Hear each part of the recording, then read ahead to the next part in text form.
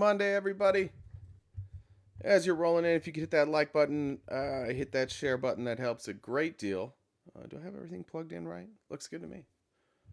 Hey, how was your weekend? Mine was great. Thanks for asking. Good morning, good morning, good morning. Good morning, Hat Boy. You had a good weekend. I did have a good weekend. Thank you. It was warm. I swam a lot with my daughter. That's her favorite thing to do with her dad, so we enjoyed that. Whew.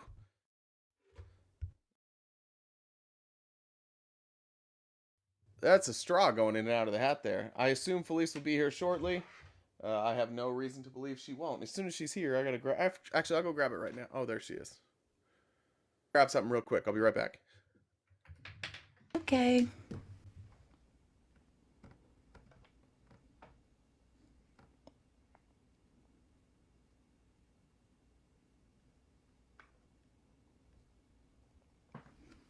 Good morning.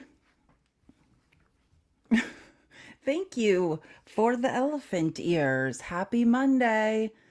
Michael Cohen just got done testifying. He stayed up there too long. I think that was a mistake by the defense's part.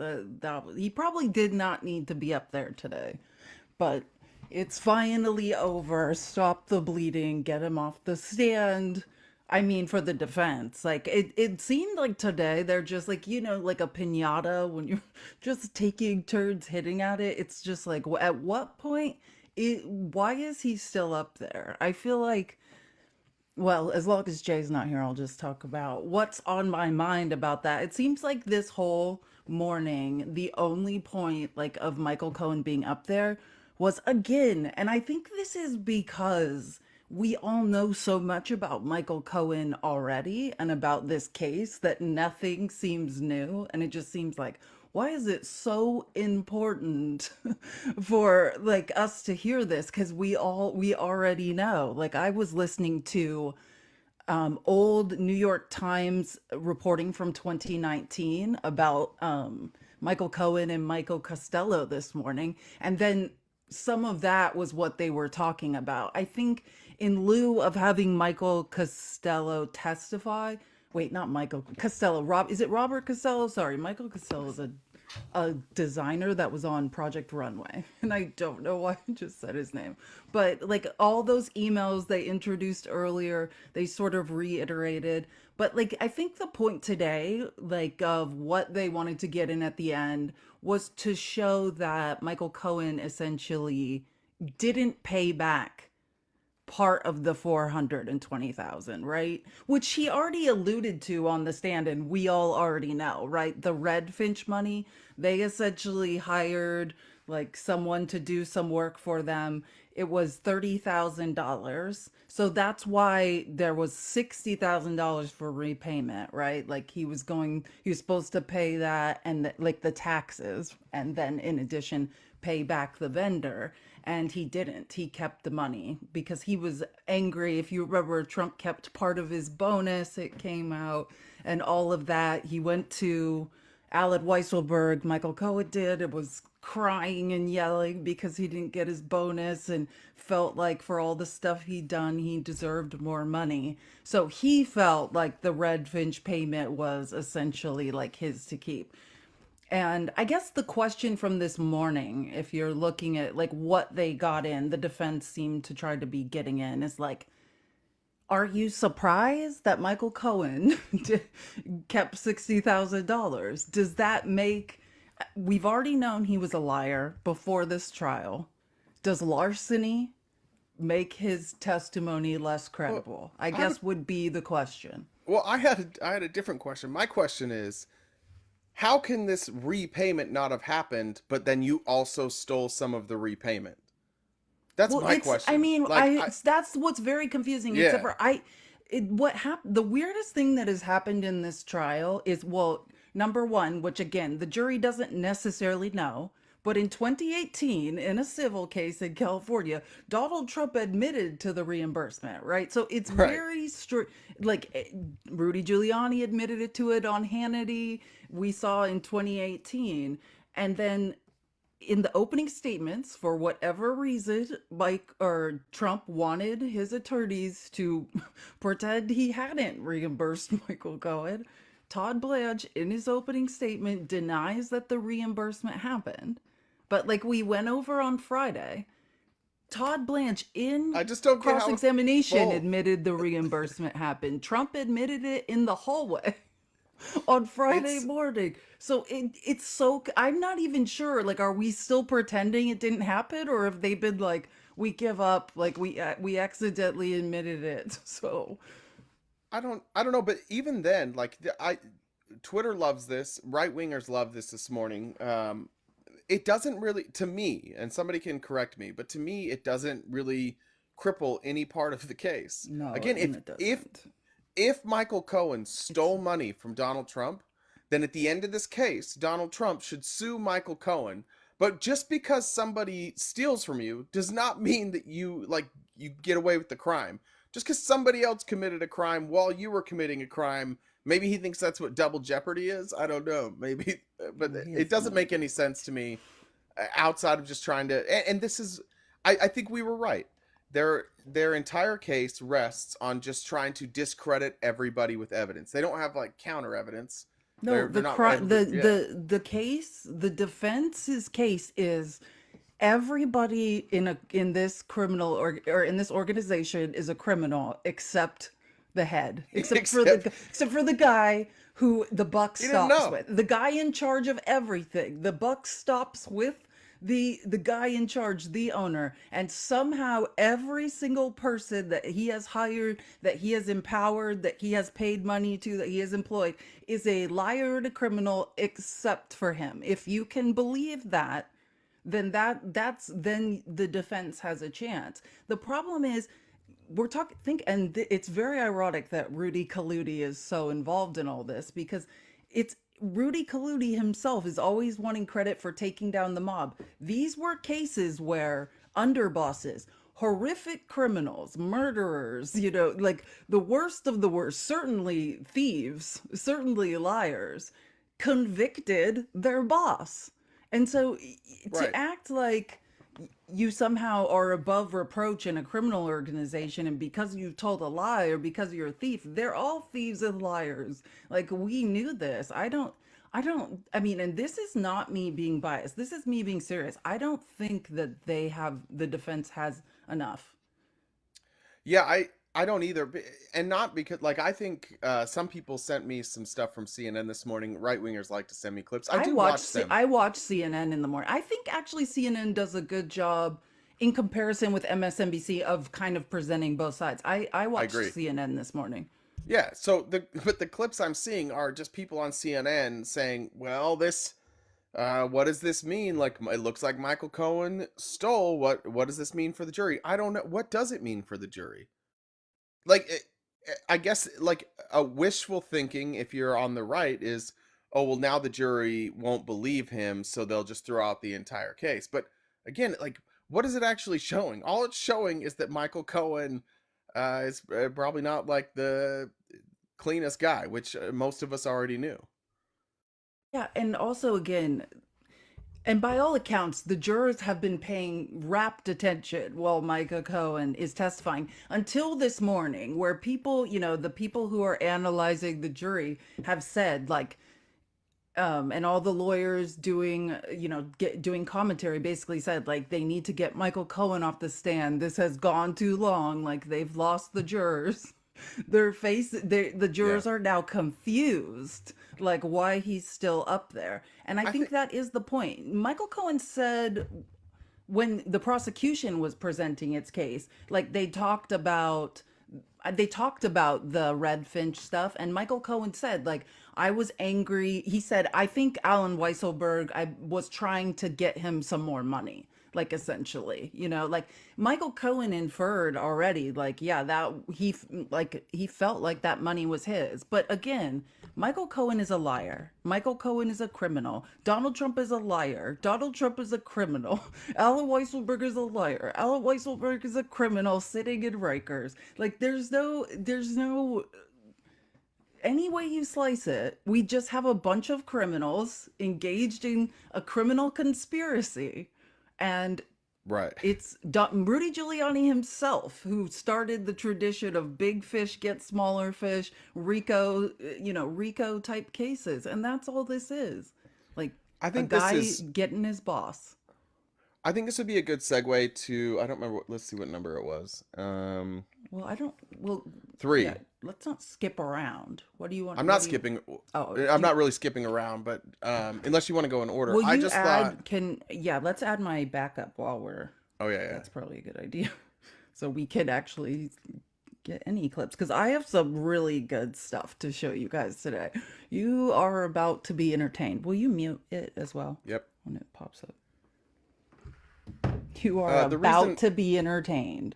the reason I was going to number 3, it just explains like again what the jury is actually going to be looking at here, how important it is, the instructions given by Judge Merchan, and what the case actually will be based on. And I think that that's important when watching what we've seen this morning. When you watch the pundits, like most of this is from a political lens. Even us, like me, every bit of commentary this morning I've given is through a political lens. But ultimately, it's important to remember that the jury will have certain instructions. There are certain things they can and cannot take into account, and how important it will be for Judge Merchan to make sure that those jury instructions are clear enough that we don't wind up with a mistrial. Because everybody already knows if Trump's guilty, they're going to claim mistrial. They're going to immediately appeal this, and they're going to have a ton of pressure on whatever judge they go to next. Do you want me to go over that article a bit while you're No, pulling I'm that up, not or sure. did you Are want to you go in talking order? which well, you didn't say the name of the 3. article or I have no idea what you're yeah, what are you talking about? Number 3. But what's the name of the article? Judge Merchan faces critical decisions as Trump Oh, trial nears its you're end. talking okay, so you want to go over the Midas Touch article. Is that what Yeah. you want to do that right This now? is Washington Post. Okay, one second. Let me Judge Merchan face. Oh, yeah. Oh yeah. So there's a good article in the Washington Post. Did you read this? Yeah, it was Yeah, great. Yeah. this is quite a long article. We shouldn't, it's not really relevant to what we were just talking about. I mean, it goes into a lot of background about Judge Merchan and stuff. Let I me think, let me just show you the parts then that I thought were, yeah, or I'll read the parts while you pull up clips of what I thought. Um, or I guess we could just sum it up. But it says New York Supreme Court Justice Juan Merchan is approaching a critical juncture in Donald Trump's hush money trial, one that has tripped up more than a few judges over the years and provided an avenue for defendants to successfully appeal a conviction. The jury charge. The jury charge is the instructions given after final arguments from the judge. So that could come by Tuesday and will be a yeah, critical part of. yeah, it's just the judge's charge is basically giving your charge to the jury to say, here are my instructions, and here's what you need to consider when you're deliberating. It's like the final words you're going to hear before you're deciding like guilt or innocence. It's very important. Yeah, and so Judge Merchan will lay out like what legal questions the jury is actually supposed to answer, right? The jury doesn't just go in there like all of us and try and figure it out. Like they'll be given specific instructions like here's the laws, here's the questions regarding those laws that you must answer. And the defense and the prosecution will both submit like final jury instructions to Judge Merchan. He can take those, he can take all of the prosecutions or all of whatever. It's up to his discretion. He can add or take away whatever he wants. But it's his job to make sure that the jury instructions are clear and that they are answering the questions that this case actually brought. So that will be interesting. It'll be interesting to read the jury instructions on, and we'll get a much clearer picture of what the jury will be deliberating after we hear those final words from Judge Merchan. And that's where it will become clear. I put this up again, and this is a good opportunity for a little bit of a review, really quick, right? And then we'll also know, like in the jury instructions, because there'll be meetings about this with the lawyers and with the judge. Like Jay's saying, they're gonna submit different jury instructions, and then the judge's charge will be the final. It's like, here's how this case is charged. Here's what you need to consider. Like, here's my final instruction. So right now, and when we went through this article, what we know about how this case is charged and what those jury instructions could possibly look like came from a pretrial hearing and then the judge's ruling on that, which we know the main charge 175.1. This is New York statute. This is a New York statute falsifying business records in the first degree, right? And so then these three under here, these, or let's say these four, as long as we're going to do a review, were all presented in a pretrial hearing as possible underlying object offenses, right? So 175-1 in this, these can be misdemeanors in order for them to be elevated to felonies, right? Because he's charged with 34 felonies. There needs to be an underlying object offense, right? So there's falsification of business records in concert with another underlying crime. Like, what else was going on that makes this so serious? And in that pretrial hearing, the prosecution basically laid out, starting here, Federal Election Campaign Act, right? So federal election campaign violations, 17-152, which I think this will be what it hinges on, right? Which is basically, this is a New York statute that says any promoting or preventing, basically a conspiracy, keyword conspiracy, to promote or prevent someone's election based on underlying crimes.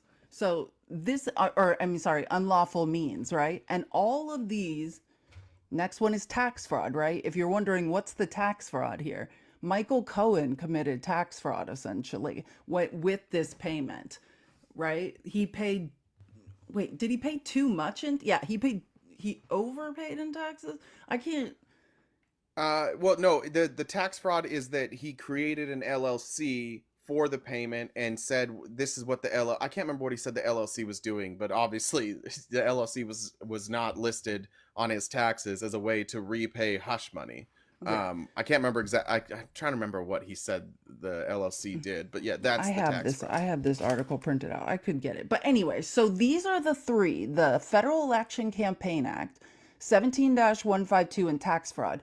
These were approved by Judge Juan Merchan when his ruling came out of possible underlying object offenses. So it's one of these three we're probably going to see, or a combination. We don't know what it will look like. But again, you don't have to prove these underlying crimes. You just have to show that they falsified business records, right? And had a conscious aim and objective to commit an underlying object offense, right? So that's what these are. And then out here, the one ruled out Just by we need to Juan clear up Merchan. the tax fraud stuff isn't Michael Cohen. The tax fraud stuff is Trump. The tax fraud stuff is Donald Trump basically writing off and categorizing things as lawyer expenses when in truth they were repayments for hush money. So that's what the tax fraud is. No, well, now you're gonna make me find this. Well, it Here, couldn't be but Cohen. here, I'll do it. Cohen's not on I got trial. it. It is Cohen. Listen, this is I'm reading from this Lawfare article. So the potential object offenses that were approved. One is tax fraud. So the potential tax fraud arises from the particular method by which the Trump administration reimbursed Cohen for his payment to Daniels. Bragg alleges that the defendant reimbursed Cohen twice the amount he was owed. Oh yeah, that's what you're saying. Is that what you're saying? Yeah. Yeah, okay. Yeah. So that's I was what just it saying is. that the stuff I Reimbursed said earlier about the LLC, that was his tax fraud, but that's not included, I believe, in this. Yeah. Oh, the taxi medallion stuff isn't. Yeah. Yeah, that's sorry. I wasn't. I should have listened instead of Okay. talking. No, that's correct. So Bragg alleges that this is a quote, defend from the ruling. Defendant reimbursed Cohen twice the amount he was owed for the payoff, so Cohen could characterize the payments as income on his tax returns and still be left whole after paying approximately 50% in income taxes. And Bragg points to federal, state, and local prohibitions on providing knowingly incorrect tax information. And the only thing now it's coming back to me as I'm reading this. The only thing that's a little confusing is like when you think of tax fraud, you would think of someone not paying taxes, right? Like not Right. overpaying taxes, like that. And that's what the question was. So again, we'll see in the jury instructions, like this little chart, these are sort of just all the possibilities and the different ways in which they're showing the unlawful means and the violation of 17-152. But in the jury instructions, this is going to be made clear, essentially. Like, here's the underlying object offenses. Like, here's my instructions on what you need to look at specifically. And I can't wait because I mean, that's what this is all about, like, really. Whether or not this will be overturned on appeal, like the Right. jury instructions, I don't know if I've ever seen a case that it was like so unclear, like what the instructions would be. But Well, it, I was thinking about this last night, and I think that part of the lack of clarity comes from like the consumption of media. Like even simple things like again, see, I'll just cite CNN this morning because of the clips that I saw, but CNN keeps calling it a porn star hush money case. Like that's not what this is. This is not about the fact that she is a porn star. It's not necessarily about hush money. In fact, hush money is not one of the charges there. But it's like it's such a crazy story, and it involves so many characters that are large, seems larger than life. Like Michael Cohen's not a normal witness. Like Michael Cohen is somebody who not only did he work with Donald Trump, but then he wrote a book, and then he's been all over the news, and he's been on TikTok, and he's on Midas Touch. Like he's not just your everyday regular witness. And Stormy Daniels, obviously, she's incredibly famous. She's done the same thing. She's done press. Everything about this case is there's a lot of hyperbole, there's a lot of theatrics, but it boils down to, and this will be the tricky part for the judge, and hopefully this jury has kept themselves out of the media like they're supposed to. But this is what the case is actually about. I just think that in this case, the media on all sides really has done a terrible job explaining exactly what this case is. oh yeah, this is all the fault of the media. 100%. I could not agree more because the more the more I have looked into this case makes perfect sense. Like period. Like, and it's not even a question of if like this happened or not happened. Again, it's a paper trail. What the falsification of business records, nothing. The interesting part about the defense, nothing they've brought up on cross-examination has disproven what this case is about, or even, let's say, addressed it. Like all it almost seems to me the point of the Michael Cohen cross-examination is just for Trump. Like he wants Michael Cohen to be made to look like a liar. Like he wanted them to go after Stormy Daniels. But none of that has to do with this case. Like, Right. period. Yeah. Yeah. it's it's quite or that is what I was thinking with the tax fraud. I was just reading this. It's that Trump's Trump's team tried to say the same thing they said during his Letitia James fraud trial. Well, it's not tax fraud if the state wasn't injured, meaning Michael Cohen overpaid taxes, not underpaid them. Right. So then it's not a crime. But of course, it doesn't It's require financial injury in order for it to be a crime. There is a lot of irony though in the fact that Donald Trump, who's a known and prolific tax cheat, got caught overpaying taxes, right? Like that's what actually is going to wind up Well, bringing him it's down if he Cohen that does. overpaid. Well, It just to Trump be, it's Well, Cohen. Trump did though. I understand. Cohen. Hold on, let me finish. Let me finish. I understand. Trump paid Cohen that money though, right? Not that Trump paid his taxes, but Trump is giving extra money for taxes to Cohen. I just think that there's a little bit of irony there that this tax cheat is ultimately going to be brought down by paying somebody too much. I mean, to hide a different crime, but ultimately it was taxes that's going to bring him down. Which is the point because he never would, right? Like, I mean, it just goes more to like, He would never give somebody double the money. He will never give someone the money. Like that he owes people. Of course he's not going to pay someone double. Certainly not to pay taxes unless, of course, it was to conceal another crime, right? Like that Couldn't be that. that is kind of the point. He never would have done any of this unless it benefited him in some way. So Also, while we're here, if we could just see what we can do about getting those likes up a little bit, like by tap booping the my snoot. screen. You can share the live too. That helps a ton. My phone I'm just dumb. Every Monday, I forget that I haven't charged my phone. So for the Venmo and Cash App, I will get to those comments in roughly 10 to 15 minutes when my phone boots up. So if you guys have sent donations through the Venmo and Cash App that are above Felisa's head, which is what we rely on to pay our bills, please know I'll get to those. It just might take 10 or 15 minutes.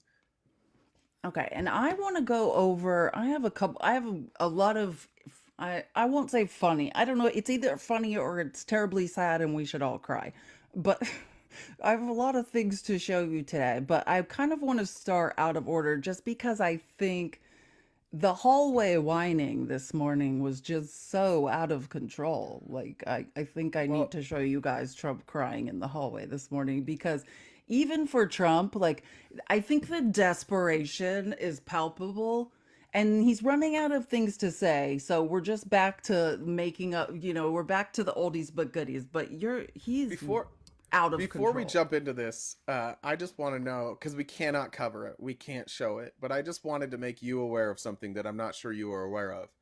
You know who Nick Fuentes is, correct? Yeah. You know Nick Fuentes is a self-described schmatzy, Yeah. big fan of Schmittler, very very anti-LGBTQ, correct? Yes. Very. Nick Fuentes this last weekend Turns out uh, is he turned his stream off. He did a stream, forgot his screen record was going. Oh And Nick God. Fuentes, within 5 minutes of ending his stream, Was on was Grinder. no, just perusing gay pornography, and it went up on his stream. And the thing I saw had it It blurred, was but the on his comments, live. it was That's on his oh live my because he God. forgot to That's turn his such. stream off. And his commenters were just like, "No, Nick," and they're like, "He's been hacked. He's been hacked. This can't be real. He's been hacked. He's been hacked." But it there's been many suspicions and many accusations against Nick Fuentes that despite his anti-LGBTQ rhetoric, he is been accused by multiple people that have come forth and When said that was this? By the this was, way. I think, Friday. It was either Friday or Saturday. Multiple people have come forward and said, yeah, I've had sex with Nick Fuentes.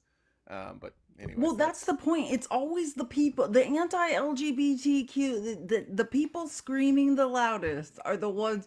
It's projection. It always is. Like it's methinks thou doth protesteth too yeah, much. It's like Shakespeare said. Like it's yeah. Freudian. But I That's just hilarious. the part for me reading the comments that was so funny is that like these people are so conditioned, and MAGA, you guys are conditioned whether you like it or not. The first response was not to be like, I wonder if Nick Fuentes is a liar. No, just immediately hacked, hacked, hacked, and they waited till right when his stream ended to hack him, and then they somehow kept his stream live. Like it doesn't make. I know how to end a stream. If you don't, it's my biggest fear. It's the reason Jen is here, because my biggest fear is that like I won't end a stream and I'll leave my camera up and not notice, and then I'll just be walking around naked in my room or something, and there goes my TikTok. That's my biggest fear, honest to God.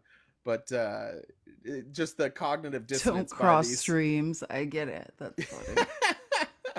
I get it. Yeah, I got that one. Guys, keep Jimmy. tapping the screen. Let's see if we can get some opposition in here. Everyone share the live. Hi Sully, good morning. Everyone share the live with 5 Republicans who are either nice or not nice. We really don't care, but let's see if we can get some opposition to discuss the trial today. Keep tapping the screen so we can get to the For You page. Let's try to get to 100K as quickly as possible.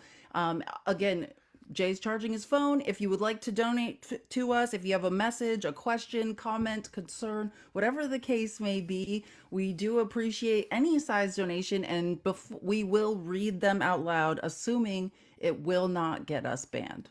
And for those in the comments, I saw Jimmy, and this is just a reminder. If you'd like to talk to us, that box is open. No matter what story we're in the middle, in the middle of, doesn't matter. If you're opposition, you'd like to talk to us, hop in the box. We'll bring you up. We're gonna miss That's what comments. she said. We're not. We're not gonna see. Grow up, Peter Pan. We're not gonna see all of your comments. If you'd like to say something, I'd recommend doing it with your whole chest, being a little bit brave, and hopping in that box.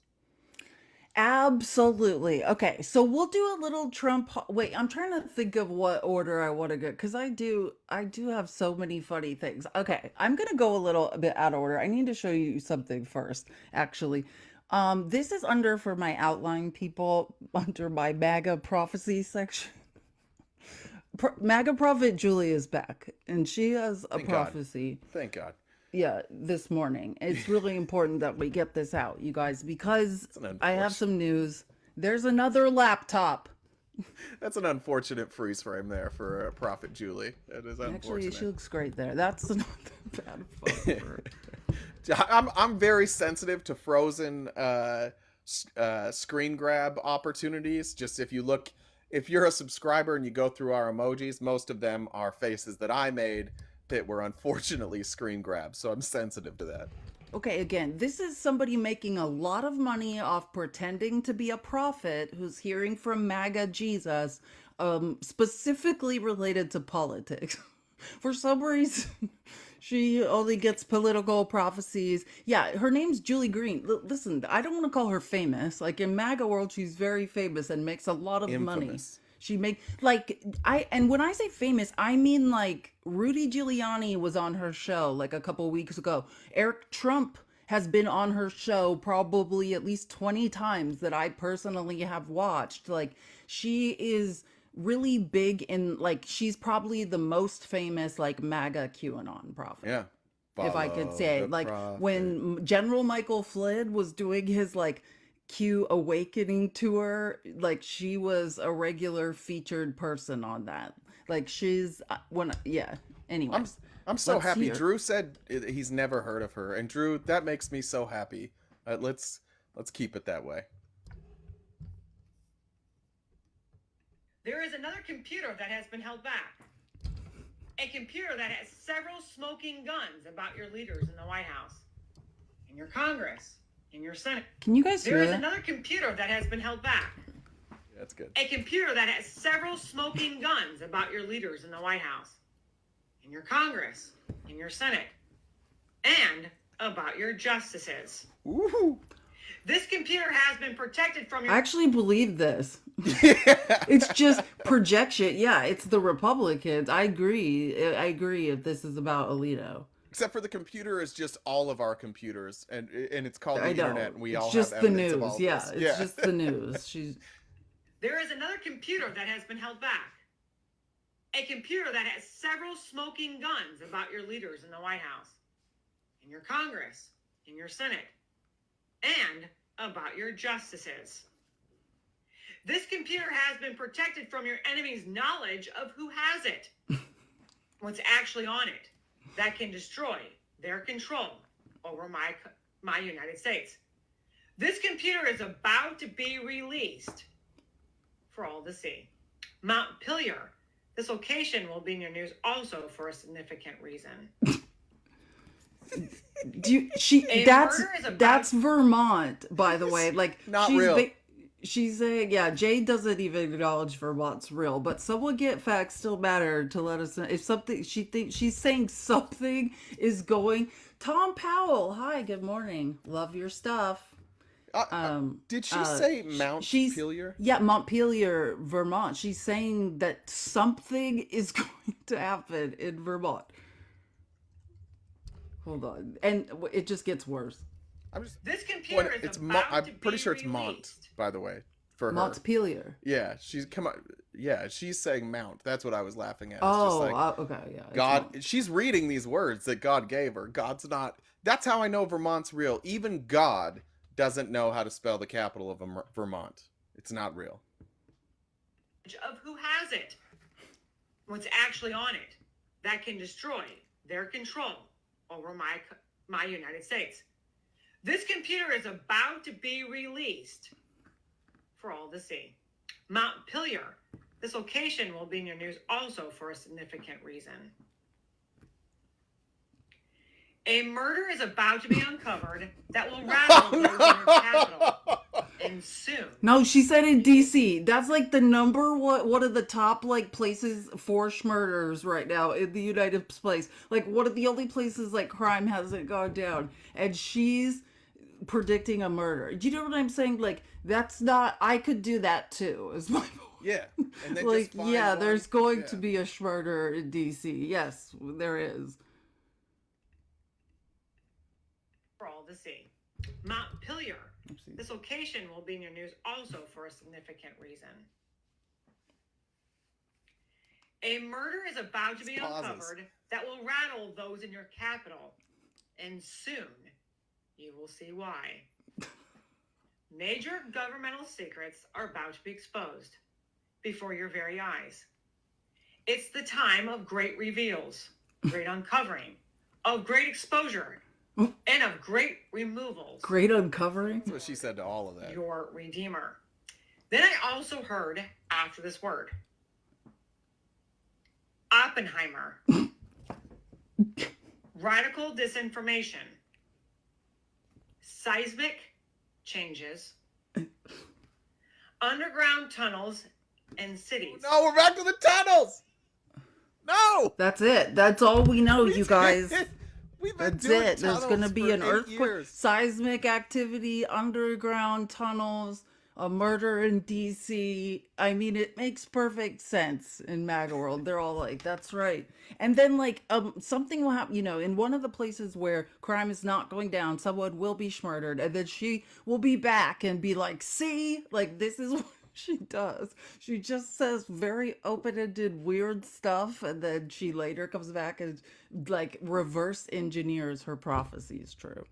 Yeah, look, for anybody who doesn't think that this is a MAGA person, I just want to point out that last week on somebody else's live, Who doesn't think this is a MAGA? No, this is a MAGA person. No. Sorry, maybe I said that wrong. This isn't representative of MAGA. Maybe that's what I should have said.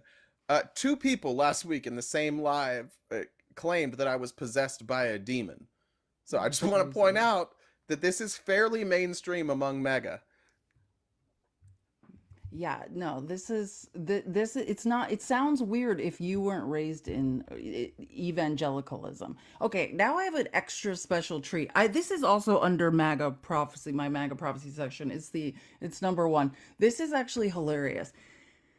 I believe his name's Brian Blem. Okay, I have a message for you from Carrie Lake's attorney. Now, Carrie Lake's attorney, this is Carrie Lake's Arizona-based attorney who basically did like the Mike Lindell lawsuit against the machines that was basically funded by Mike Lindell, where Carrie Lake was saying she's the governor of Arizona.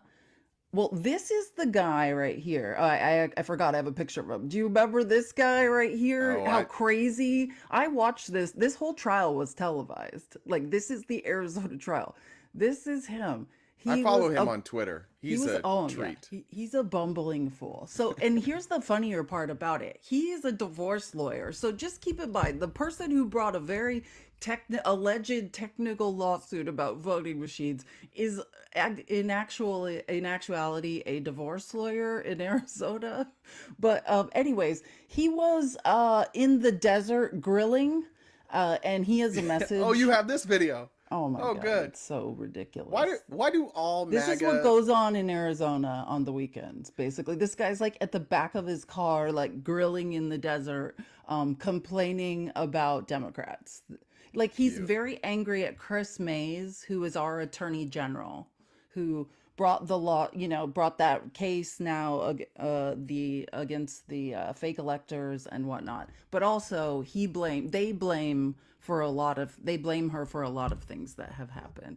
So again, this is Carrie Lake's attorney standing in the desert, grilling, giving us all a history lesson and crying.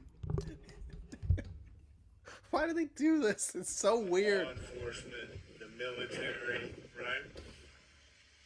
They're taking your society, folks, They don't like you asking questions, and so they're going to shut you up by making examples of everyone who asks questions, including John Eastman, right? Comes to Phoenix, he was indicted, they arrested. What kind of bullshit is that? Did he need to be arrested? Yes. Why? Because they want to scare people and tell them to sit down and shut the fuck up.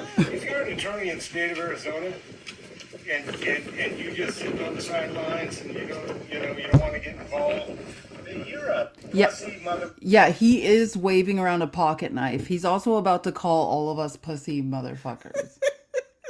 So just prepare. Yeah, he is waving around a knife. That is a knife. That's Sammy Hagar. If you're an attorney in the state of Arizona and you just sit on the sidelines and you don't want to get involved, then you're a pussy motherfucker, right? Before long, you're going to be nothing more than a goddamn bureaucrat pushing paper on behalf of a government that tells you what to do. Joseph Stalin had a legal system. Stalin! Mao Zedong had a legal system. Mao. Study history, folks. Study If history. you don't know what an ideological state apparatus is versus a repressive state apparatus, you need to go back to school, because we need to start governing by our ideological state apparatus, and we need to get Arizona's Attorney General the shit out of people's ass. The shit out of people's ass. Did you hear what these... What is that? First of all, if we're not, he's like, if you don't know what an ideological state apparatus is versus a repressive state apparatus, like one is not the converse of the other. Yeah, those are not first of all, opposites. so Yeah. that doesn't make any sense. But that he's like, Go and back to school. you need to figure out, you need to go back to school, and we need to get our attorney general the shit out of our asses. I went to school. I also studied political science. I don't remember. You just said repressive and ideological state what? State apparatus. He said, if you don't know what an ideological state apparatus is, he's saying like ideological in the terms of like his ideology. Like he wants, those things are not opposite each other. Like all state apparatuses have an ideology. Right, and but his, which is like the MAGA agenda, his agenda is extremely repressive, right? Like that they, especially if you are a woman or you're a member of the LGBTQ community, or if you are a minority, specifically brown or black. It's like that is repressive. But of course, that's not. This is a white man complaining about a repressive state apparatus. Yeah, of course, none of those things are repressive, but John Eastman being indicted, not even arrested, yes, but not even put in jail. John Eastman is going to have his day in court. That's repressive. Like forcing people to stand in front of a judge and a jury for crimes they may or may not have committed, that's repressive. But like all this other stuff, not at all. The Christian nationalism, not at all.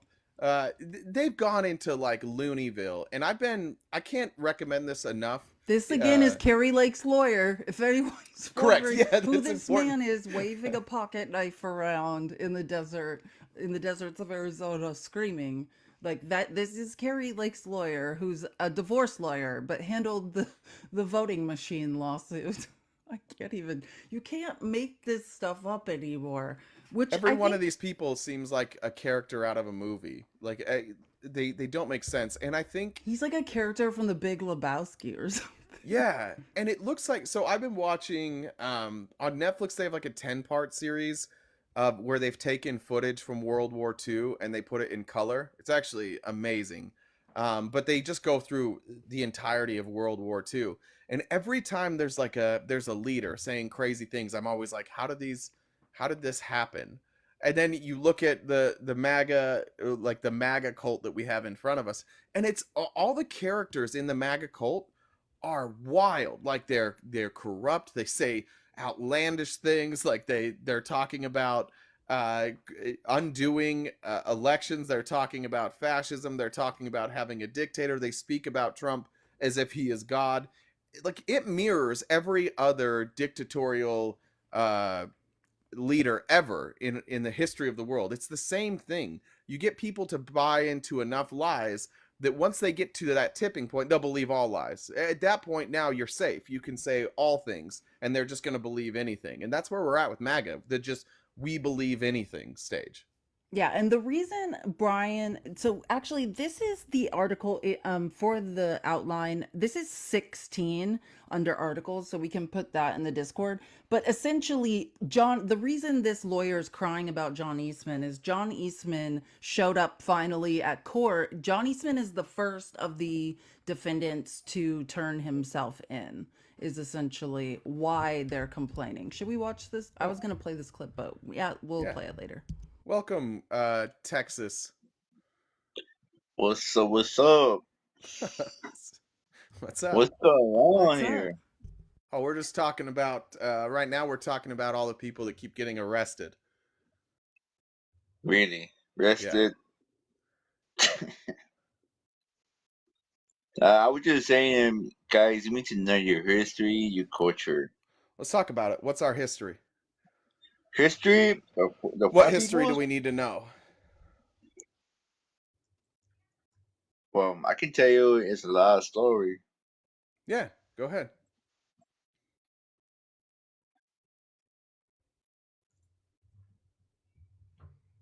Yeah, go ahead. Now, this is a story all about how my life got turned upside down, and I'd like to take a minute, just sit right there, tell you how I became the prince of a town called Bel Air. Okay, your turn. All right, well, he did his best. Are you still there? Yes, I'm here. Are you going to tell us the history thing? What's going on?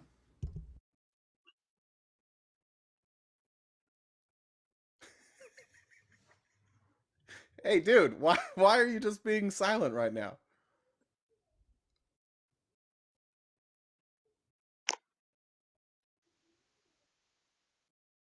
Just shy? It's okay. We'll be your friend. I'm nice. Jay's not. You could talk to me. We'll just That's pretend true. he's not here. I can just do Will Smith raps. All right, well, you tried your best. Thanks for coming. That was bizarre. What was going on there? I'm not sure. If you want to come back up, that's fine, but you just have to talk to us.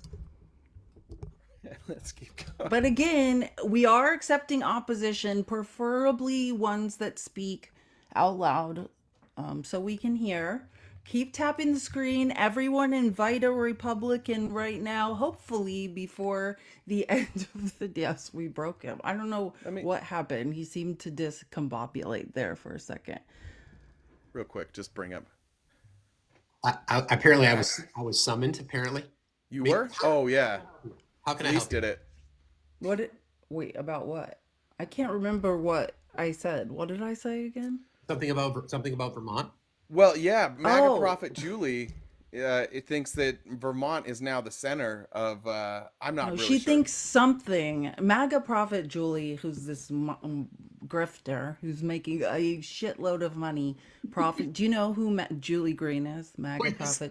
I surely do. Yes. Okay. Have you heard her prophecy this morning? Here, I'll play it. We only heard it twice, so we can hear it again. No, and she basically, the Lord has, MAGA Jesus has told Prophet Julie that something will be occurring in Montpelier, and we just were wondering if you might know what it is. Here, hold on a second. We're also wondering why both Jesus and Julie think it's Montpelier. We were also, I think that you guys must be saying it wrong and spelling it wrong because Jesus wouldn't get it wrong. Technically Montpellier, but shut up. Yeah, this is not a real place. Get out of here. There is another computer that has been held back.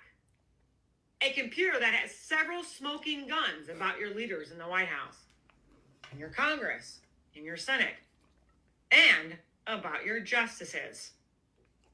This computer has been protected from your enemy's knowledge of who has it, what's actually on it, that can destroy their control over my United States. This computer is about to be released for all to see.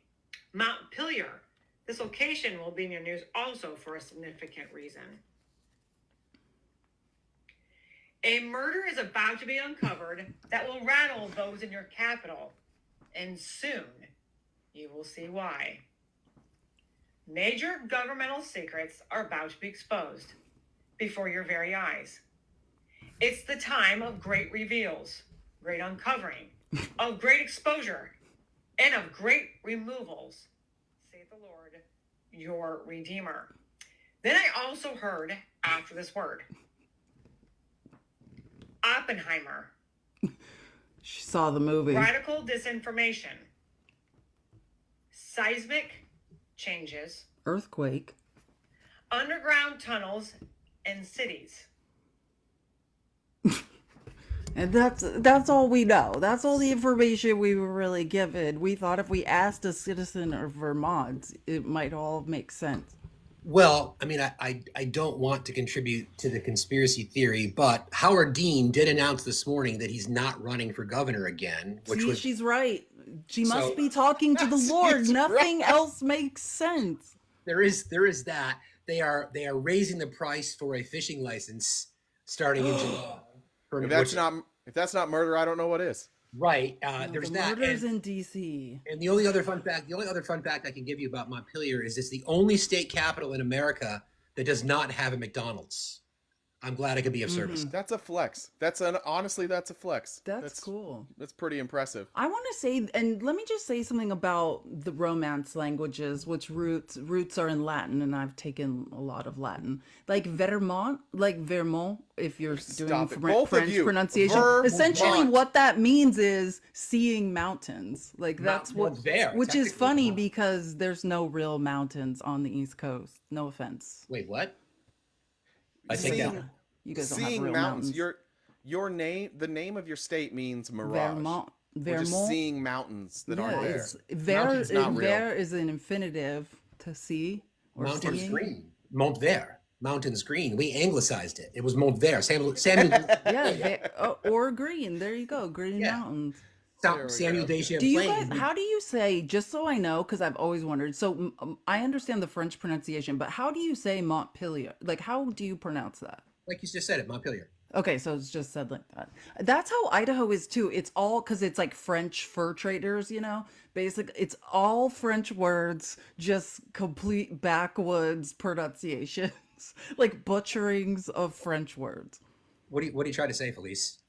I'm just You kidding. know what she's saying. You know what she's saying. I'm saying a lot of words. I mean, Romance languages, French and English are closely related, but we don't pronounce things like the French. We just butcher their word. Apparently, I have to keep my head on a swivel for Miss Julie here. I'll keep that in mind. So I thank you for the heads up. And if I do hear of any murderous plots, I will know where to go to share my information. There might be an Hey. emergency coming soon. Keep us posted. Hey, I enjoyed your show on Friday, and we look forward to getting those hoodies.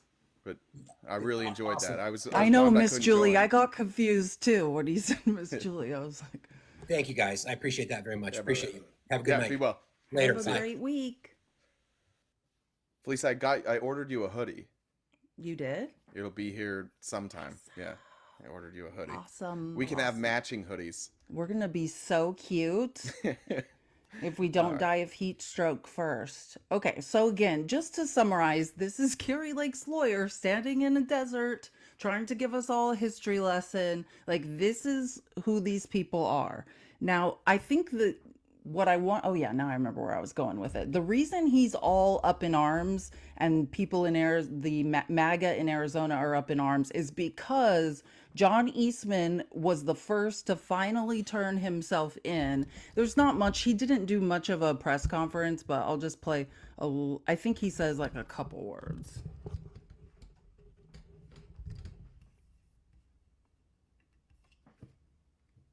Oopsies. My counsel, I just, in an appearance and an arraignment on charges that in my view should never have been brought, I of course pled not guilty. I had zero communications with the electors in Arizona, zero involvement in any of the election litigation in Arizona or legislative hearings. and I'm confident that with the laws faithfully applied, I will be fully exonerated at the end of this process. Can you shed more light on your communications with Kenneth Chesborough? That'll be all of That'll our be all for statements now. for Thank today. you. Yeah. We intend to show I had nothing to do with any of this except for the guy that made the plan. I also helped him make the plan. Like, it was our brain trust. But other than that, I had absolutely nothing to do with any of this. But John Eastman, so I don't know if you guys remember when we went over the indictment, but a bunch of the names were redacted because they hadn't served the defendants yet, and they said that the names were redacted until they actually had a chance to serve the defendants in the crime, which leads me to this really funny headline. And this sorry, Can I just to read make some sure. comments real quick, just so we're caught up? Oh yeah, My go phone ahead. finally let. Travis said, "Fists for Fuentes." Travis, that's not way off from the video he was watching. Fists Um, for Fuentes. That's Uh, hilarious. Diani says, I actually like this idea, and I think this is a good idea. Can we have a day down the rabbit hole of Leonard Leo and how he's using Trump as a pawn to control the United States 6 Supreme Court justices, etc., and being a knight in the Order of Malta? MAGA, wake up. I don't know what the Order of Malta is, so it looks like I have some deep diving to do, but I think that would be cool to do just like a Leonard Leo day. Oh yeah, I know. Maybe when the I'm trial's done. obsessed. I know. Yeah, Leonard Leo is one of my favorite topics. Like when all of I guess we weren't doing lives together, but I've done deep dives on Leonard Leo. So yeah, I think it's a good topic. But like the thing to know about Leonard Leo and Trump is not like involved with Leonard Leo, right? Like Trump is just a pawn. Yeah, Trump's Yeah. just like the warm body. Like they need a Republican in the White House to accomplish things, and Trump is that warm body. Especially an unprincipled one too. Like you Oh, yeah, need which somebody is who's willing to break the rules. Sully, starting off on a good note, what's the difference, Felice, between a G spot and a golf ball? A G spot and a golf ball. A guy will actually search for the golf ball. That's true. That's a great point. That's hilarious. That's not bad, Sully.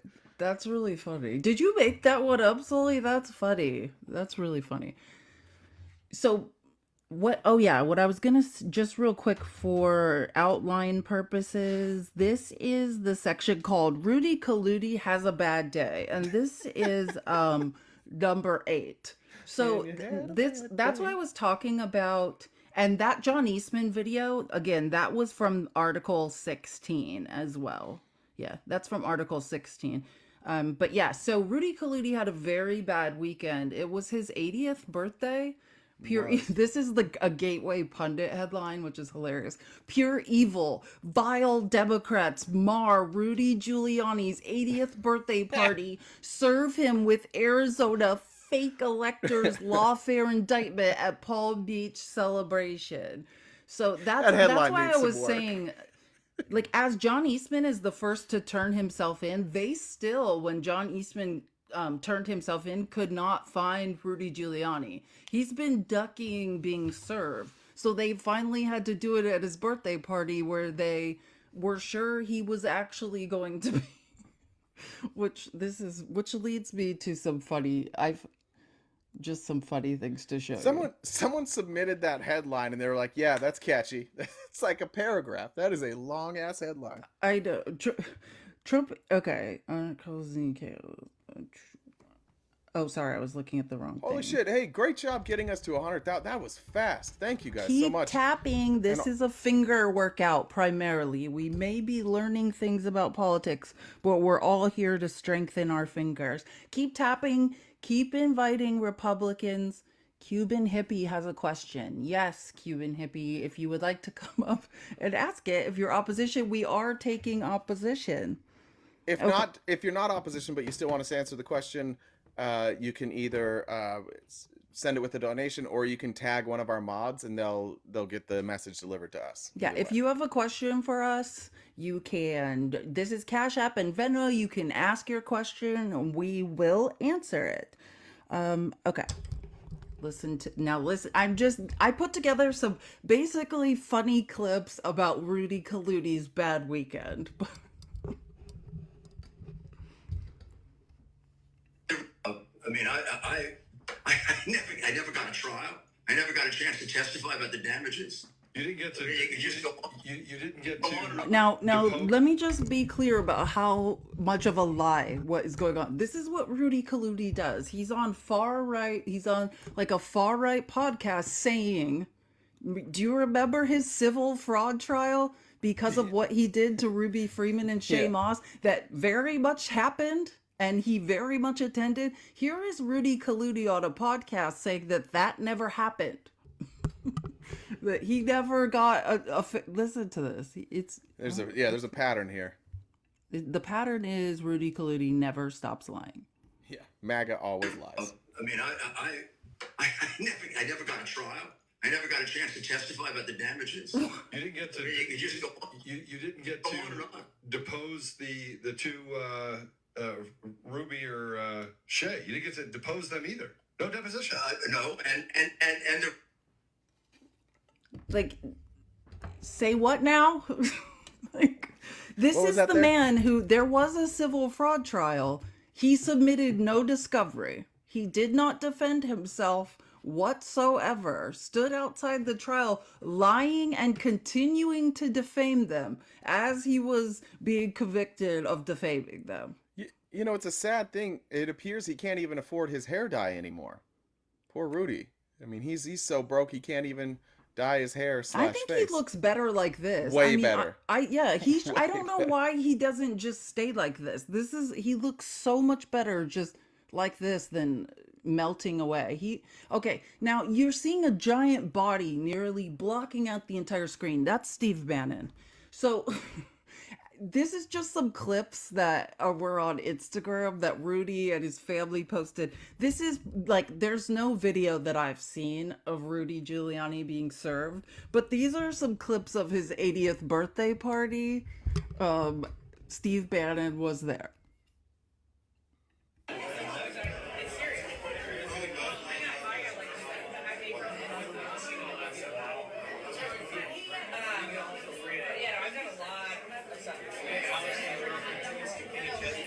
What are you looking at? Is that art?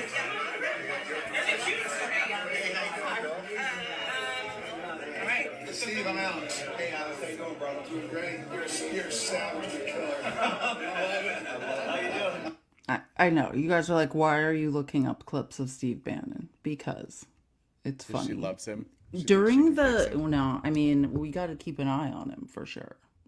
During the birthday party, right? It says 80 in the background. There's balloons. They are doing a podcast. Rudy and Steve. Listen to this crap.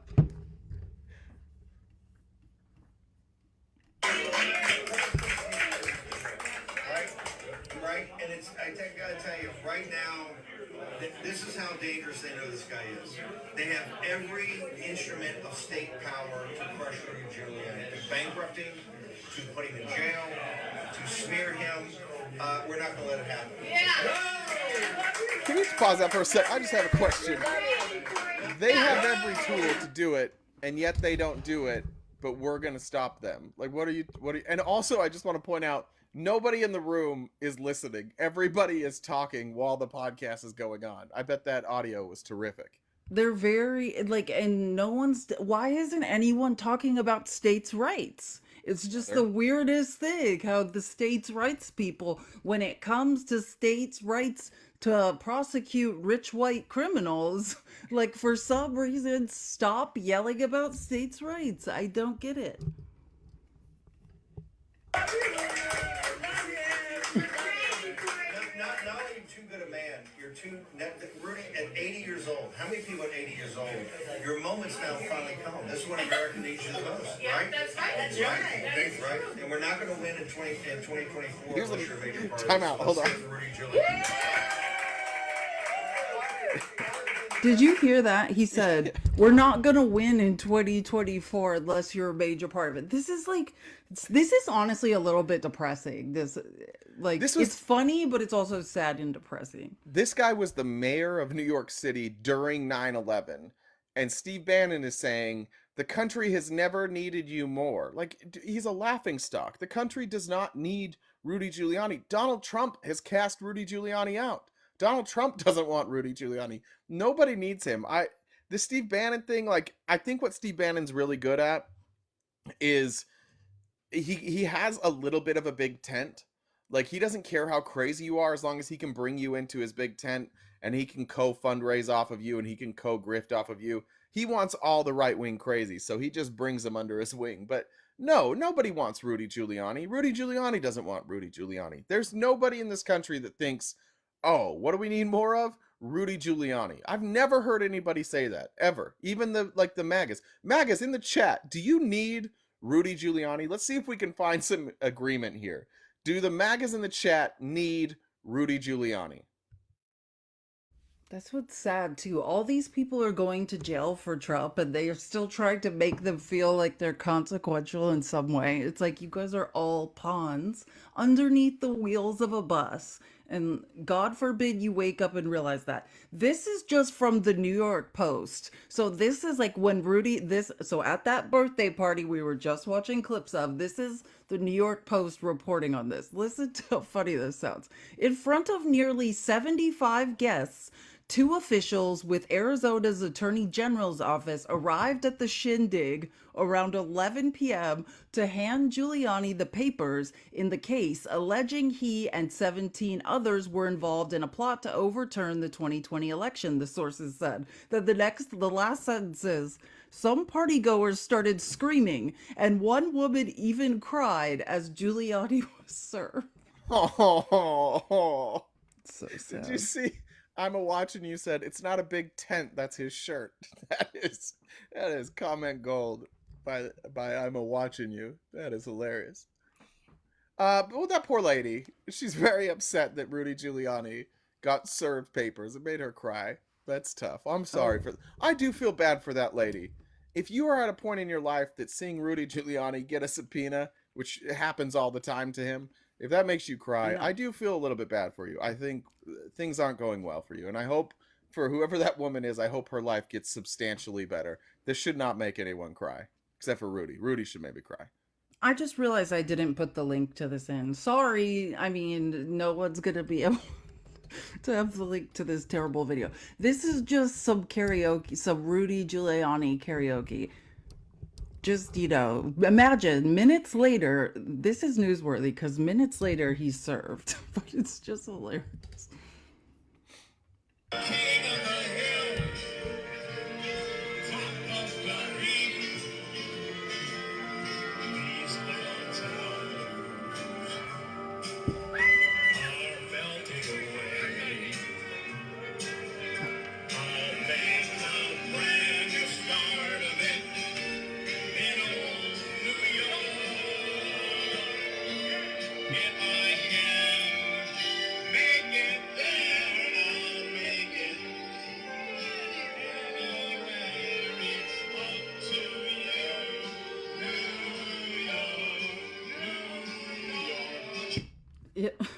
And then Nailed he was it. served. No, there's Nailed no it. videos of Giuliani being served. There's that gotta I've seen be. anyway. It just hasn't Oh, been I'm sure released yet. somebody Yeah. at that party, but yeah, just in case, if anyone's asking, I'm sure the cops are like, turn off the videos and get out of here.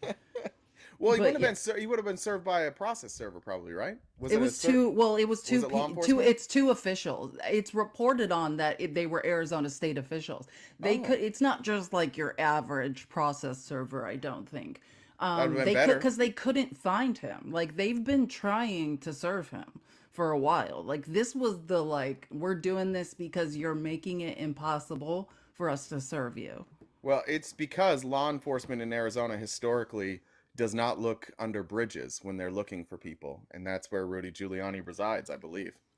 Yes, under That's a bridge troll joke. He guards the bridge. Yeah, He is a it's a bridge Okay, troll and joke. this is, if you ever wondered if Rudy Giuliani has a woman in his life, this is his girlfriend.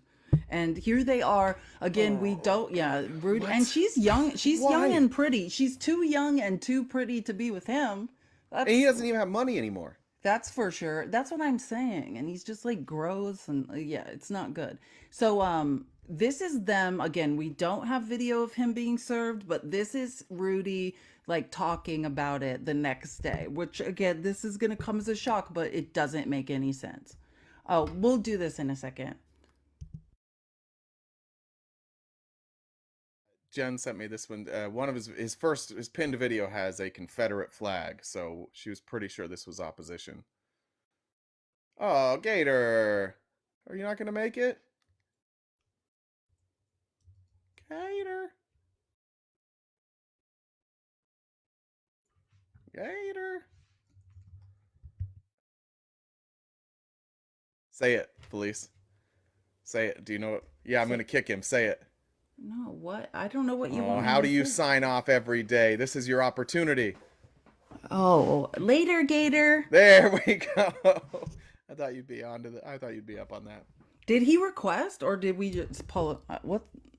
I think he requested. Yeah, he requested. Well, Jen's- Gator, if you want to come back up, you're welcome if your Wi-Fi is working. But in the meantime, we'll watch again. This is Rudy and his girlfriend talking about Rudy being served.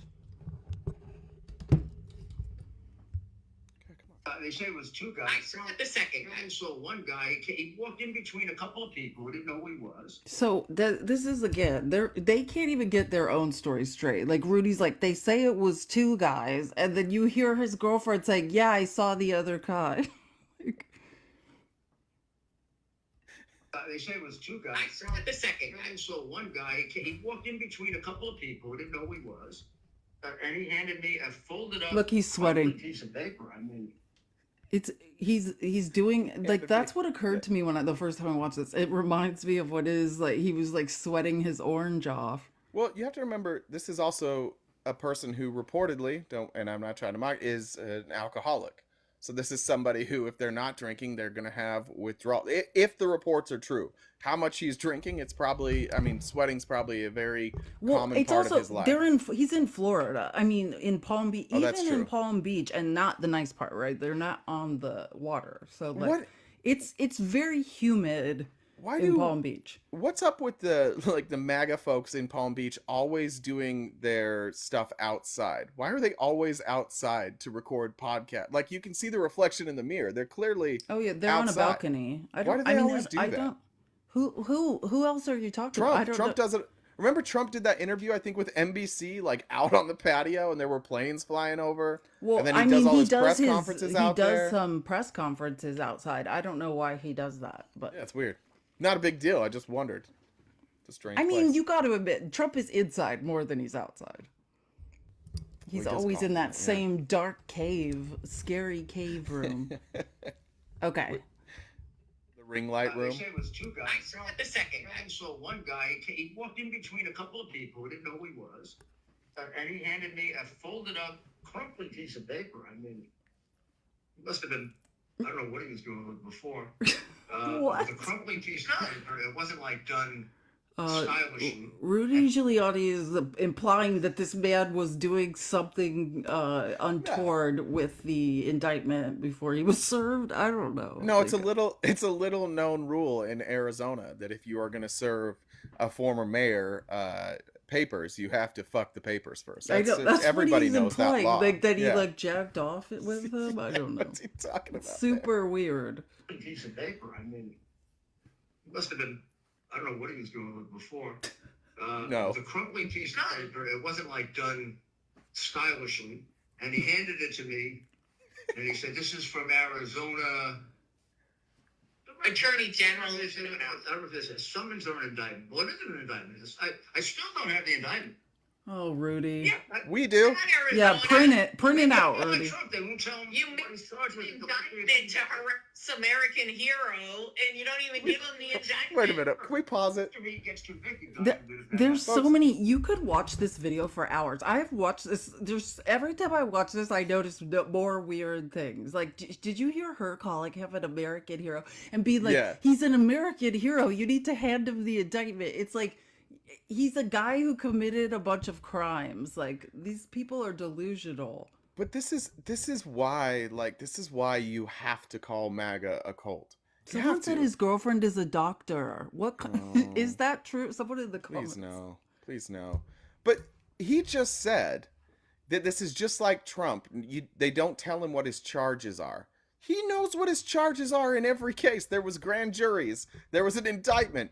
I think Rudy Giuliani just maybe doesn't have a printer. I think that's what we're running it. And I think a lot of MAGA maybe just doesn't have printers and they don't know how to access indictments because this is his former attorney. This is a person who was I don't know how respected he was as an attorney, but he was powerful as an attorney. He was a mayor, and he's just saying things out there like, this is exactly like Donald Trump in that it's exactly the same, and we're going to lie to you about it. Like, Rudy Giuliani knows what his charges are. Rudy Giuliani's seen the indictment. Trump has seen the indictment. They all know what their charges are, but that doesn't sound very good. That's not a good way to grift. You have to pretend that even like the process of serving them the papers was somehow corrupt because they were crinkled. The papers were crinkled. Again, like follow the line of logic. So Rudy Giuliani is famous for being a lawyer and doing RICO and bringing the mob down. Okay, so please keep in mind those were cases where underbosses, criminals, liars, thieves, murderers convicted their boss, another liar, thief, murderer, right? Like that's what it was. And he's famous and his entire, like he wants to be known as an American hero. That's for bringing the mob down in that form. That is literally what's happening in the hush money case. It's a criminal convicting their boss.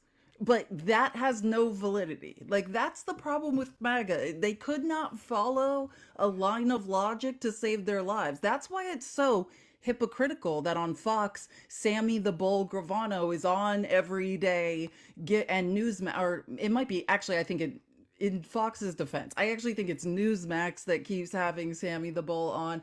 But you're taking the word of a criminal who convicted his who testified against his criminal boss, right? Like, and that's valid. But then saying it happening exactly the same way again is somehow not valid. Right? Yeah. It's because none of it has to make sense, guys. Like they just need you confused enough that you're like, fuck it, I'll just keep supporting all these folks. Like it's absolutely insane that you allow them to just stand in front of you and lie all the time. And then when they're caught lying, you're just like, yeah, well, everybody lies. It's become a bit sad, I think, for you guys. We still get to laugh and be sad, but you guys don't even get the laughing part. You just have the sad. Oh, and the angry. Sorry, I shouldn't leave out the angry. Very angry. Guys, keep tapping the screen and invite Republicans. Hopefully before the end of this live, we will get to talk to some opposition. Here, we have 20 seconds left. Let's see if we can make it through this without... I can last 20 seconds. I got this. You do. You got this. They won't tell him You make an indictment to harass American hero, and you don't even give him the indictment. After he gets convicted, God forbid if that happens. They'll tell him What the crime was. Tell you what the crime is after you're convicted. Dear Lord, what's happening to our country? Yeah, I mean, But there was a lot of fake news around it, and shame on them. I have to say, some neighbors did come out because look it was a celebration of Rudy's 80th birthday. He's an American hero, and he's still for the haters of the world that said, well, he's had a downfall. He has not. He's still sticking up for you. He's still sticking up for you. Are we ever gonna stop hearing this bullshit? They were saying that this morning, or someone was like one of Trump's sycophants this morning. He's sticking up for you. It's delusional.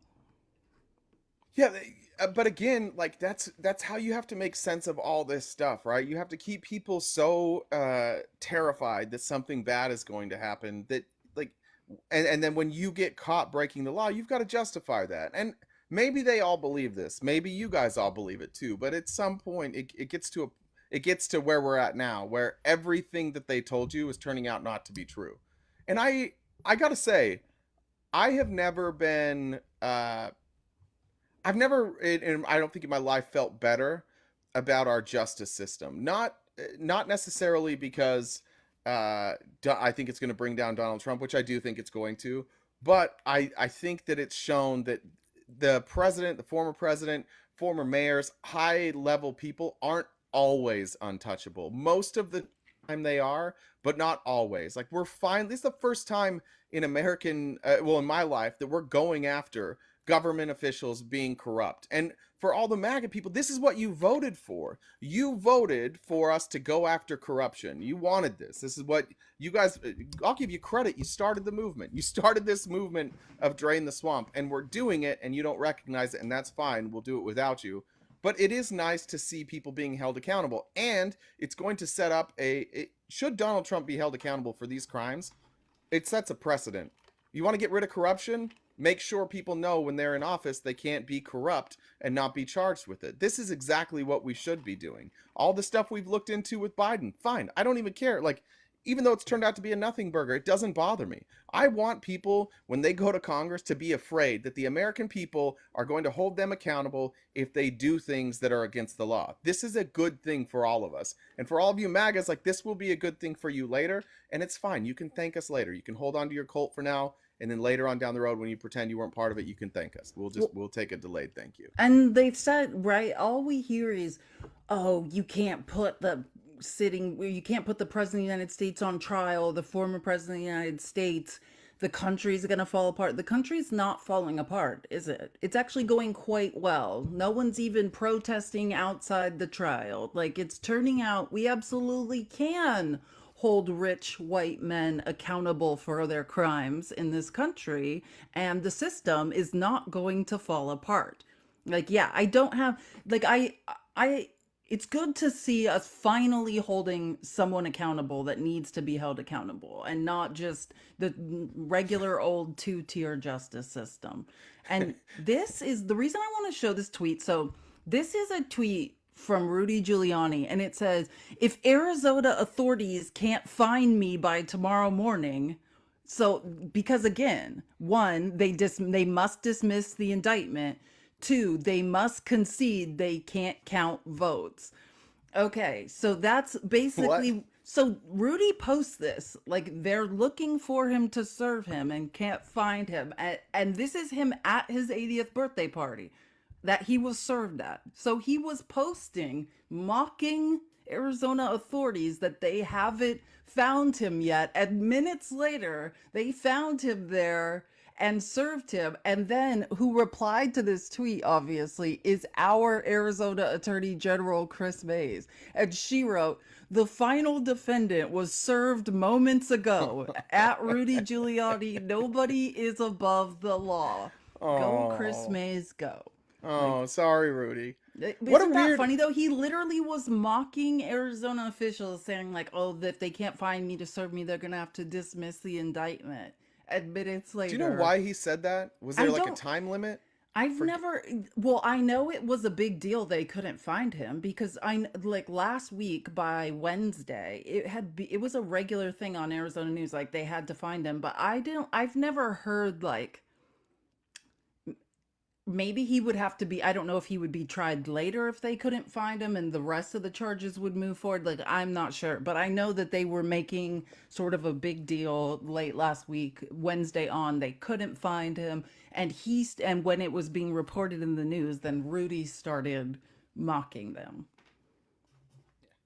Did you see his response? He's like, I had just found out they were looking for me for 24 hours before a surprise party was given to me by 200 Democrats and Republicans. I don't know. That was weird. And it was weird he has a space between the two When and the they two say zeros. Democrats, what they mean is they have this weird thing where they like to say that Alan Dershowitz is a Democrat, which we all know Is that that what he's they're saying? no, but Because that's Alan what they're Dershowitz was always there? saying. Have you never heard them do that? Be like, well, Alan Yeah. Dershowitz doesn't vote for Trump. He's a Democrat. It's like Oh, they always say they have like what they, you know what they're doing. yeah, everyone that shows up in our lives, like, well, the legal scholar Alan Dershowitz, like, okay.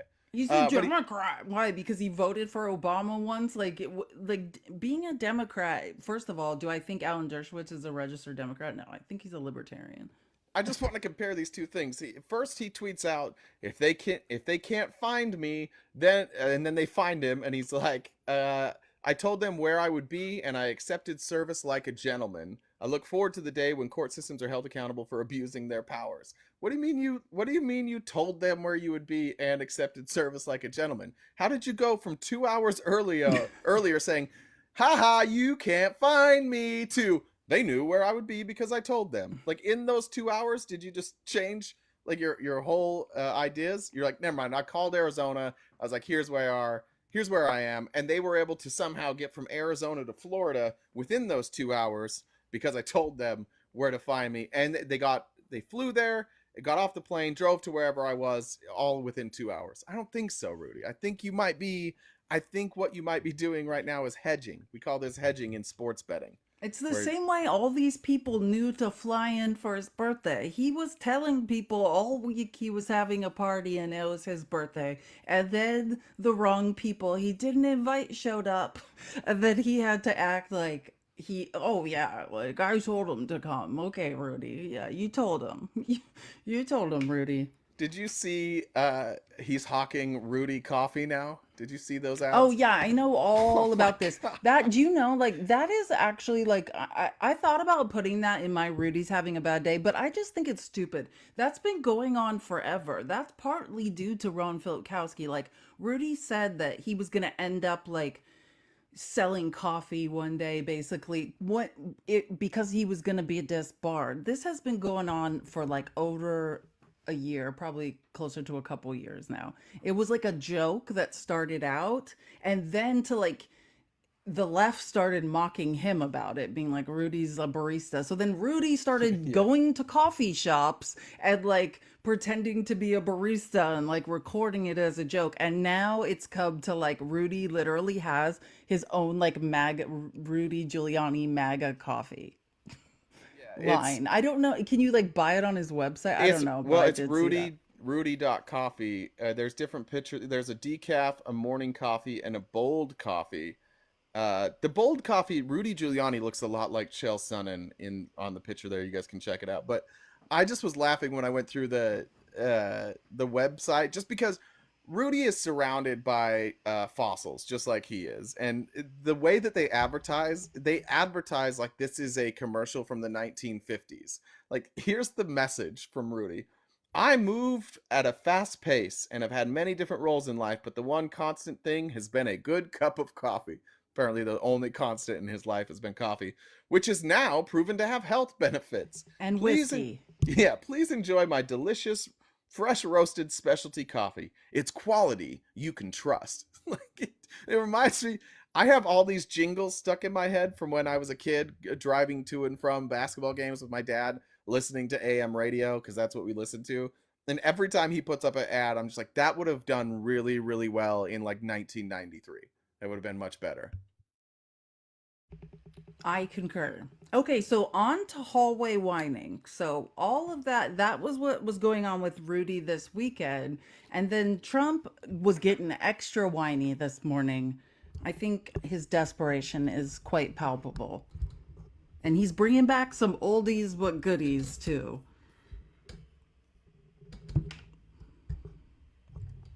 And who is that tall guy in the red tie, the African American gent? I can't figure out who that is in the red tie brigade. If anyone, I mean, I'm sure we could just look it up, but As you know, I was supposed to be in a very different state this morning, and the judge actually decided to call us early, and yet it looks like we're going to have a very big gap between days. which is a complete lie. So just he said he was supposed to be in a different state this morning.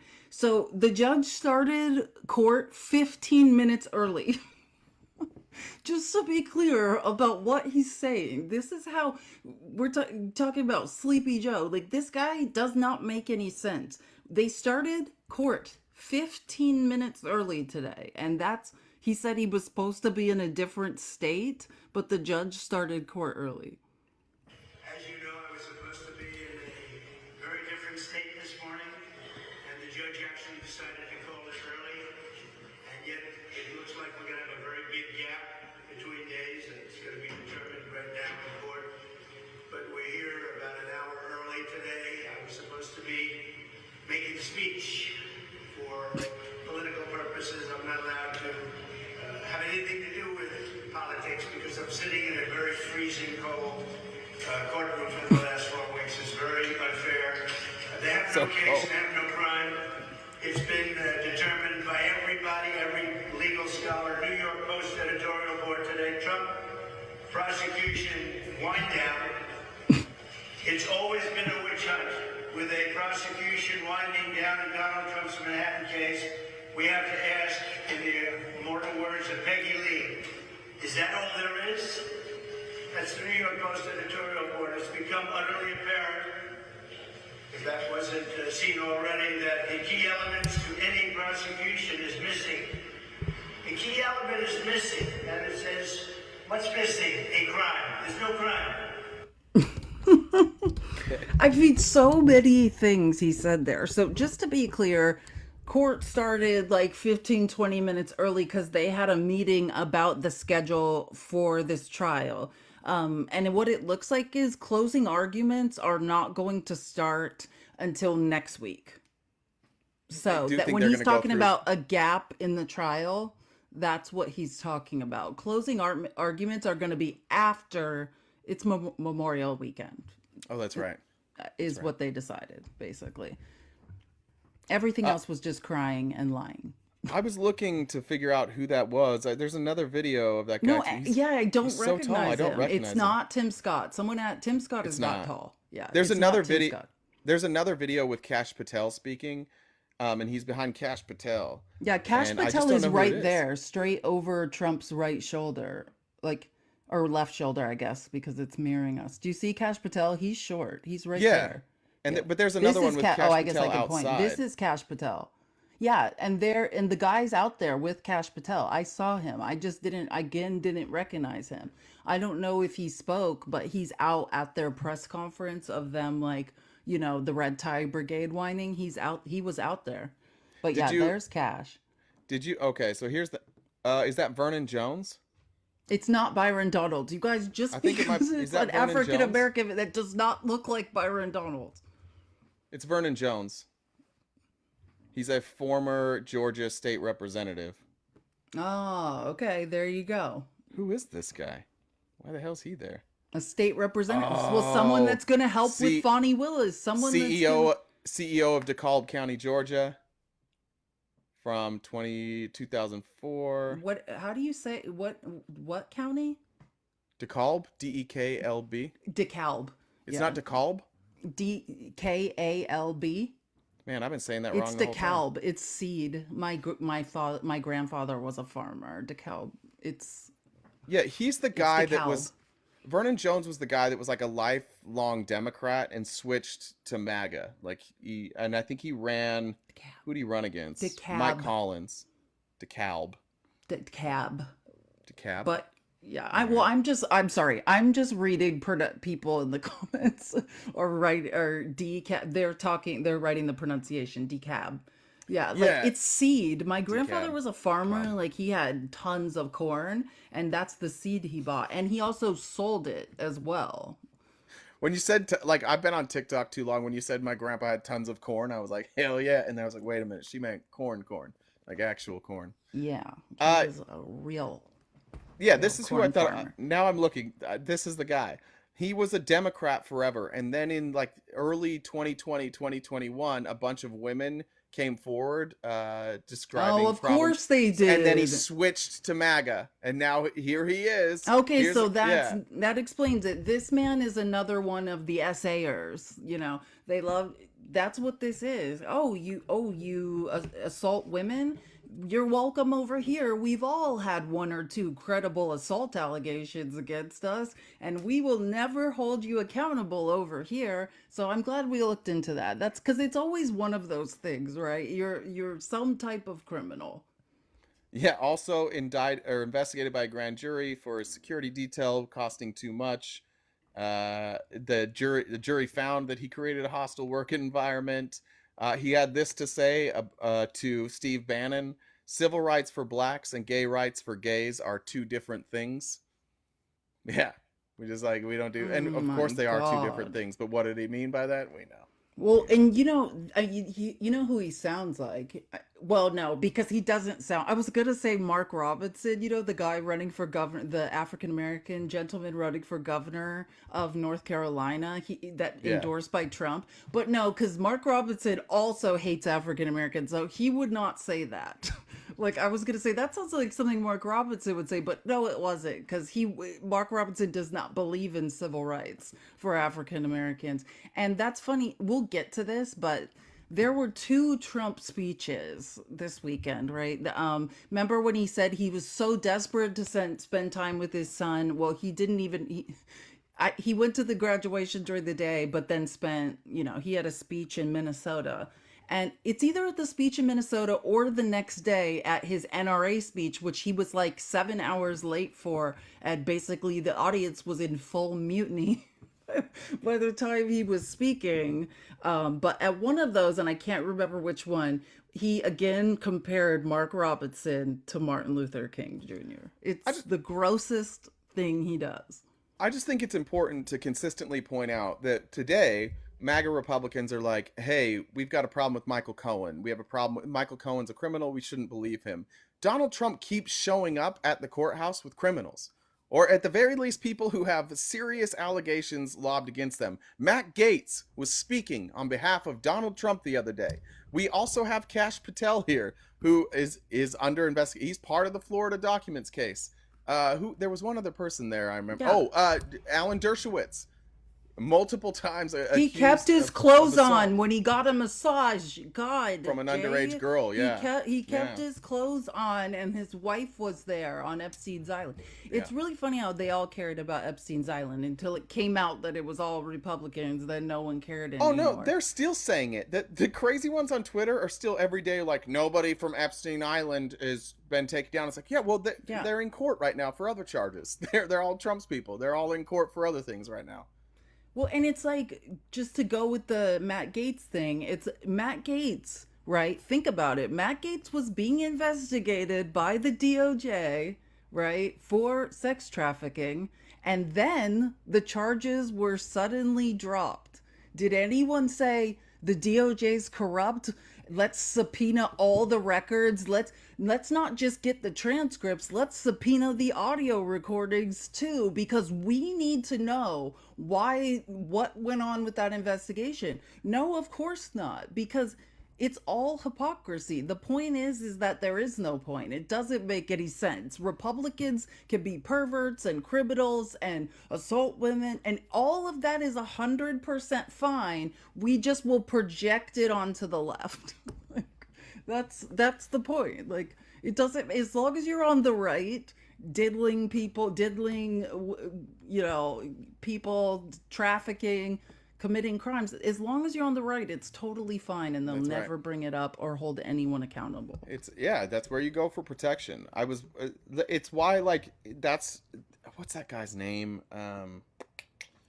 What is his name? I just watched Joe Rogan's last guest. I probably don't know. I don't know. Terrence Howard. I used to think he was good looking. Then I heard he's not very nice to women. Yeah, and so naturally, all these people, like, There's another one. Think of the people that have been on Joe Rogan, and think of, like, the Joe Rogan audience, like these conservatives. Think how little they care about women. Like, you've had this guy on. You've had anti-Semites galore. You've had Kanye. You had just again, think about, there's another great example of a line of logic collapsing. Remember, the right is full, these are the anti-Semites who now are projecting the anti-Semitism onto the left. Like, please understand that. These are the Kanye, Elon. That was Jim Jordan from the Judiciary Committee, a government account, tweeting anti-Semitism, and now they're trying to project anti-Semitism on the left. It's laughable. If you would have told me like a year ago that racism was a problem in this country, I would have agreed. But it's becoming more and more transparent that it's a much bigger issue than I thought. I assumed that people who were racist were just kind of like I was, right? Where it was more of a lack of understanding. I definitely gave too much of the benefit of the doubt, but it is loud now. It is loud and it is out there. Just look at the attacks on Jasmine Crockett this week, calling her DEI hire and calling her a hood rat, and like the type of stuff I saw from Gunther Eagleman. It was just 4 black women. It was Crockett, it was Letitia James, it was Fonnie Willis, and I can't remember who the fourth one. And it just said, this is what happens when you hire with DEI. Like, it's just out there now.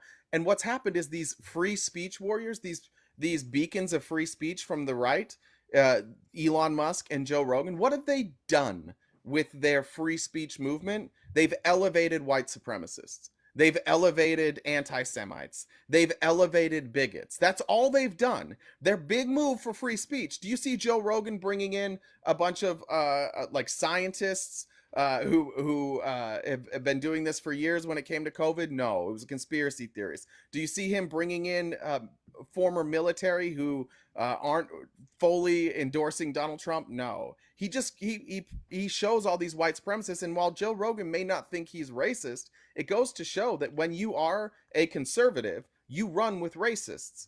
It happened to Tim Pool a couple weeks ago. He had to stop the show, and he's like, hey, every time you come on my show, I get in trouble because of what you say about Jewish people.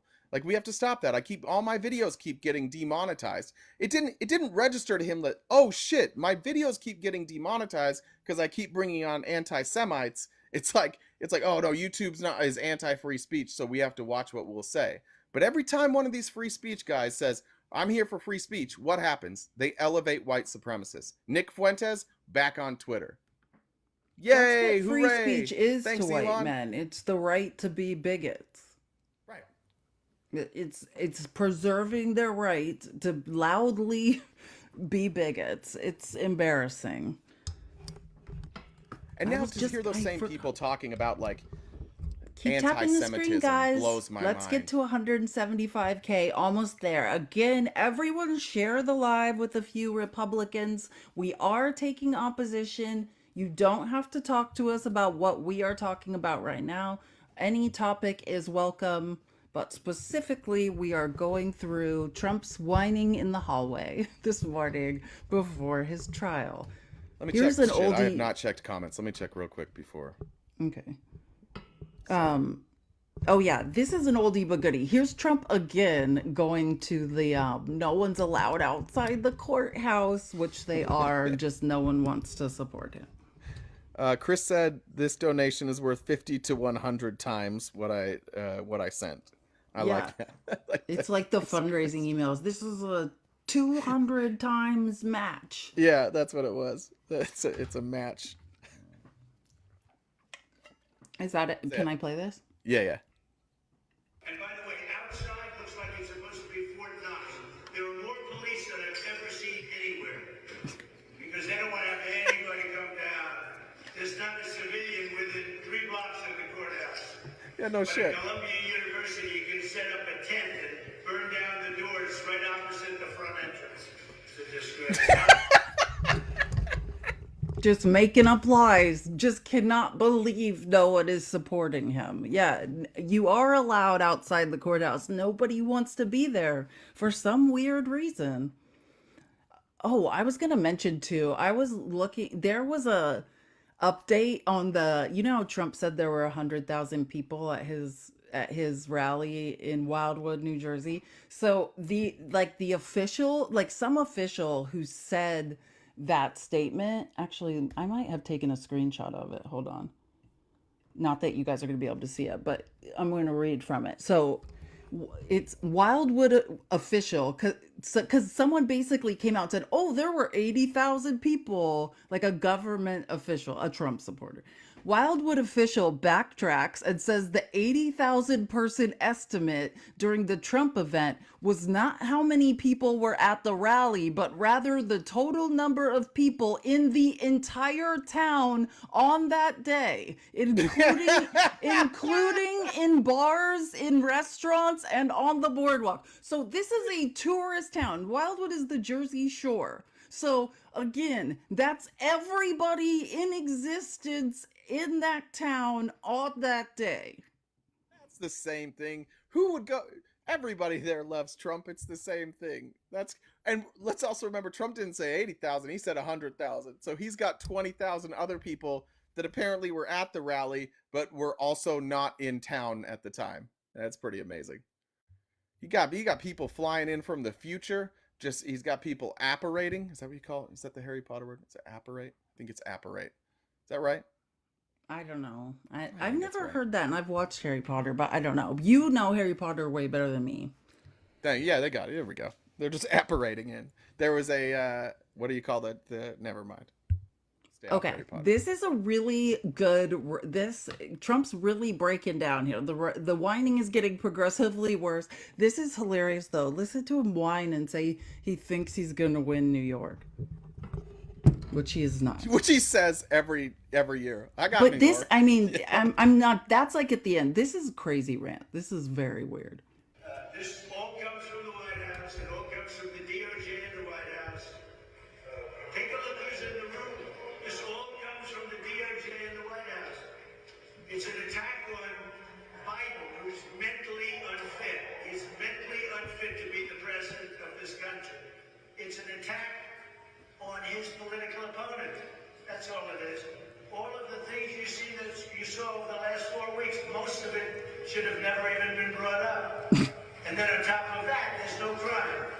On top of that, there's no crime. I tell Iowa, I'm sorry, I won't be able to make it. I tell New Hampshire, sorry, I won't be able to make it. I'm sitting in an icebox all day. Nice. Today, this is Alan Dershowitz. Today, the target is Trump. Tomorrow, it may be a Democrat. After that, you and me, who knows? The criminal justice system is on trial in New York. It's making New York State. I love this state. I love the people of this state. I'm running hard in New York. I think we're going to win New York. But it's making New York and our judicial system. And then I had Judge Kaplan, who's horrible. Just brings up Judge Kaplan. That's the E. Jean Carroll judge. Again, never had to be in that situation. Just can't keep his mouth shut. Just continues defaming judges. He said so many crazy things there, though. Like, did you hear him? He said, Where's he you can campaigning tell in New by York?" who's in this courtroom. This is Biden. This is all Biden. And then his next words are, Biden's incompetent, doesn't know where he is. Well, how did he plan all this? If he's literally from one statement to the next, this guy is incompetent. He contradicts himself. This Biden planned this whole thing and had the foresight to plan this years in advance somehow. But also he's too incompetent to be president. Yeah, that's what's Can't so be both frustrating. things. That's what's so frustrating about this argument every time is that in order for people to believe all of this, they should. I want to say they have to believe certain things, but I know MAGA by now. What you should have to believe, you should be required to extend your logic, but you won't. In order for this to be like, in order for this to be set up by the Biden Justice Department, do you know how long they must have been planning this for? Like in this case specifically regarding Stormy Daniels, since 2011. So Joe Biden's just out there as vice president, taking time to make sure that he sets up like this honeypot for Donald Trump that Donald Trump then falls into. Donald Trump falls for it all along the way, starting in 2011, and it goes all the way through till now to 2024. And he was able to get Michael Cohen to go to jail for this, right? Lose his law license, lose millions of dollars. He was able to get Alan Weisselberg also to go to jail, and have all these people get caught lying for Donald Trump. He set this whole thing up, right? Like that's what you have to believe in order to believe that this is rigged. You have to believe all of that. You can't just be like, oh, it's rigged because Donald Trump's in court. That doesn't make sense. You need an excuse. But in order for what you say to be true, they've been setting this up since 2011. It makes no sense. Okay, wait, I need to remember. Nathan, I see you in the box. I'm just making sure you're opposition to what we're saying. Oh, there's Nathan. You're giving me stop yapping. Stop Nathan. yapping. There we go. That's well done. That made it more simple. What's up, Nathan? What's going on? Hey, brother. I see that you're liberal, which I don't mind liberals. Thanks. But I mean, I guess that's. I mean, I am a Trump supporter. I'll tell you that. Sure. I'll be honest with you. I think the defense did enough with what Blanche did to. I think you would admit that they did do damage to Cohen in some sense. Yeah. Because I don't think anybody knew that Cohen had stole money, and I think him admitting to that was kind of shocking. I don't think anybody, but apparently he had said that the prosecution knew about it. So I don't know if we all knew. I knew. Everyone knew. Right. And then were you also surprised to see him admit that he had testified as well that he had meetings with reporters and stated in those meetings that Trump had nothing to do with the Stormy Daniels payment at all. Yeah, I saw those. To me, again, like it's all narrative, and I feel like this is where the like MAGA, with all due respect, like they lose me, because every one of those quotes of Michael Cohen saying Trump had nothing to do with this came before all the evidence came down on him, and he was forced to recant those stories, admit it, and went to jail for it. So in order for me to believe that Michael Cohen was telling the truth then, but not now, I also have to accept that he just decided to go to jail. He just decided to plead guilty, lose his law license, lose millions of dollars, go to jail, just so that he could get back at Trump. For what, and for what reason? What did Trump do to him? Why was he getting back at Trump? If none of this happened, what's he getting back at Trump for? So apparently, from what I've read and heard, is so this $20,000, and I know there's different numbers out there. Apparently, he was saying that the Trump organization was owed him like a bonus or something, and he never paid the bonus or something, so he took the money. No, hold on. First of all, it's 30,000. The 30,000. Redfish money is they owed it to a vendor. They paid a computer programmer to essentially manipulate an online poll. And they owed that person 30,000.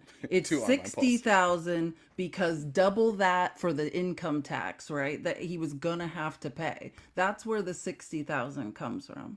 Right. Well, I didn't know the number, but he did still steal the money, correct?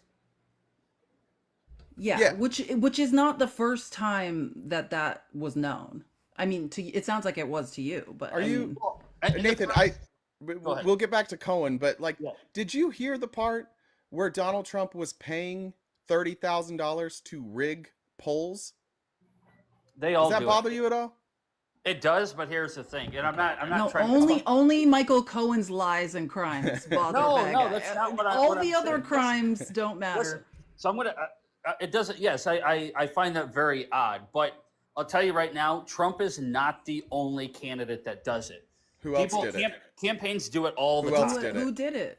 Look at state level races. So, like, if you look at Okay, but we're talking about people running for president, right? right, but I'm saying campaigns pay pollsters to rig polls in their favor to make them seem like they're in a higher position than they really are. Just to be clear, like I worked for the Republican Party. That's Right. not really what they do. What they do is they pay pollsters who will give them the results that they want. This was different. So this was Which is completely this was a different. legitimate poll. They paid Redfin to rig the poll, but I think Finch. it was Redfinch. Sorry, was it New York Times? Is that the poll it was? Can't remember which poll it was. I think it was like a New York Times. Anyway, I'll look it up. That's what they were paying for. They were paying for people to rig polls that were credible. That was the point. But again, that's like that. Does that not show on your end at least like maybe Donald Trump can't be trusted? Maybe some of the stuff he says isn't true? Listen, I'll be honest with you. I wouldn't trust Donald Trump with my life, but I trust him a lot more than I trust Cohen or Biden or anything Why? like that. I'm not saying that Trump is just some holy God Bible thumper that is, God all be all type person. I never said that. But I trust him a lot more than I trust Cohen. Why? Trust him a lot more. Why do I trust him a lot more? Yeah. I just think that he is a guy that is going to stick to his guns, and he's been that way for 50, 60 years now. Aren't most of his Oh, guns this lies? is funny. Can I say one thing? I just want to get because I found the information you were asking. It's actually kind of it was a CNBC online poll to identify the country's top business leaders, and then they paid someone to write a computer script to rig it so that Trump would win. And I don't get this whole Democrat. Oh no, and it didn't work. He couldn't get him in the top 100 candidates. So this Sorry. was before he had announced. Is that what you're saying? Before he had Yeah. announced he was running for president? This was January 2014. Okay, so before he announced.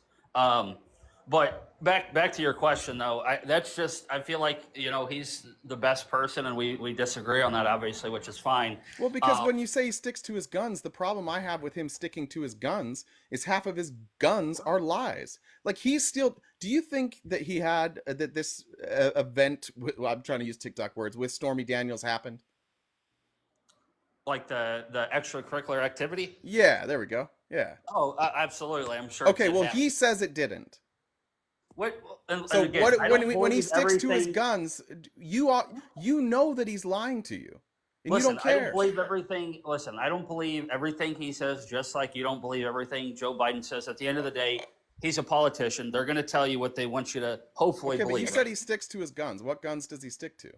I mean, look at his foreign policy. I mean, Let's he look at was it. not going to be bullied, and that's just.